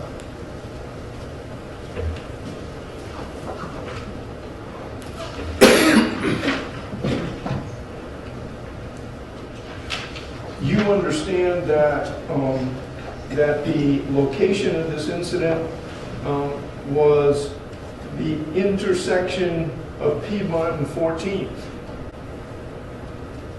Yes,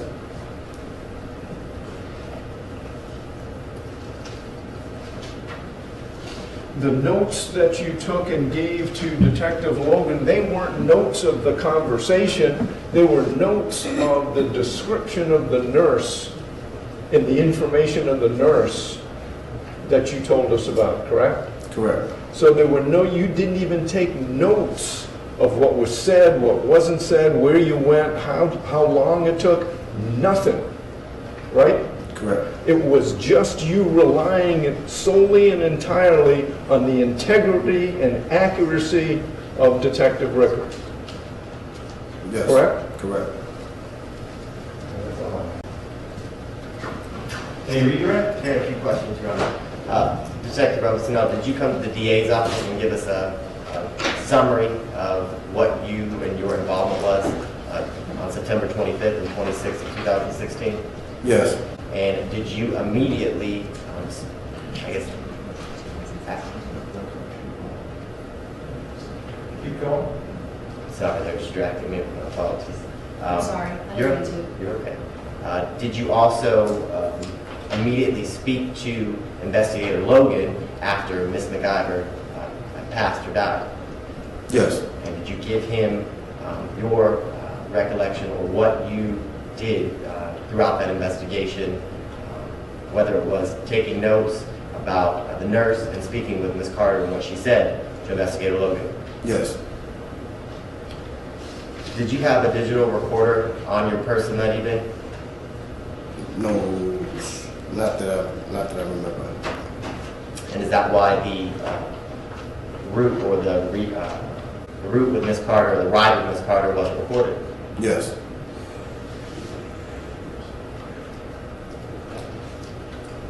No further questions. Any questions from the jurors for Detective Robeson L? Nope. Okay. Yep. Okay. Nope, not yet. I promise I'll let you know. We're not all going to leave the room and you're just sitting there. We'll let you know. Deputy Kane's going to collect a few things and see if there's anything else for you.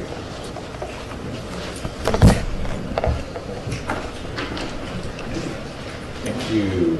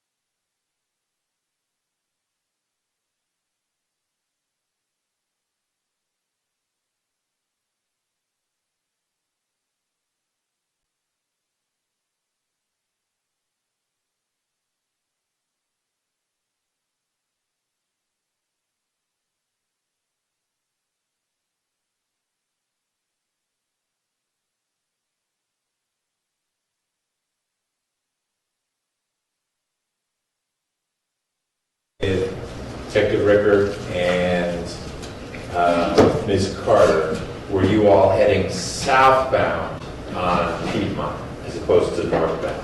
Does that make sense? Yes, it makes sense. Yes, it makes sense. I think we was coming northbound. I think we came northbound on Piedmont. Okay, at some point, your recollection is you turned off the Ponce or something like that. I don't recall the streets because I wasn't familiar with that area. Okay. I just remember we was across the street from Piedmont Park. Okay. There was some landmark that I do remember. Let me ask you one other way. Did you only go in one direction on Piedmont the entire time you were on Piedmont? No, You went in two different directions on Piedmont? we went one direction coming in, and then I think we turned off or something, and then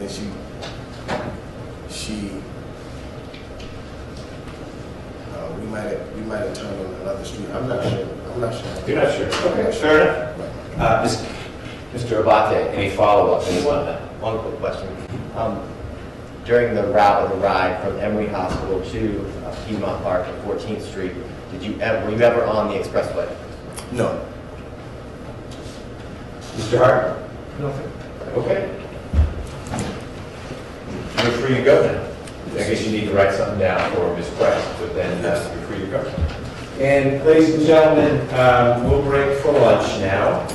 Mr. Harvey's protestations notwithstanding, keep it to 45 minutes. So if you all could try to be back, please, by 1:30ish. We'll try to get started as close to 1:30, unless you were planning a special lunch that needed to run late. I'm sure when he shakes his head, knock it off, Joe. So we'll see you here pretty close to 1:30, and we'll figure out whoever the next witness from the state's going to be. Thank you so much. Let's talk about the case during lunch break. All rise for the jurors.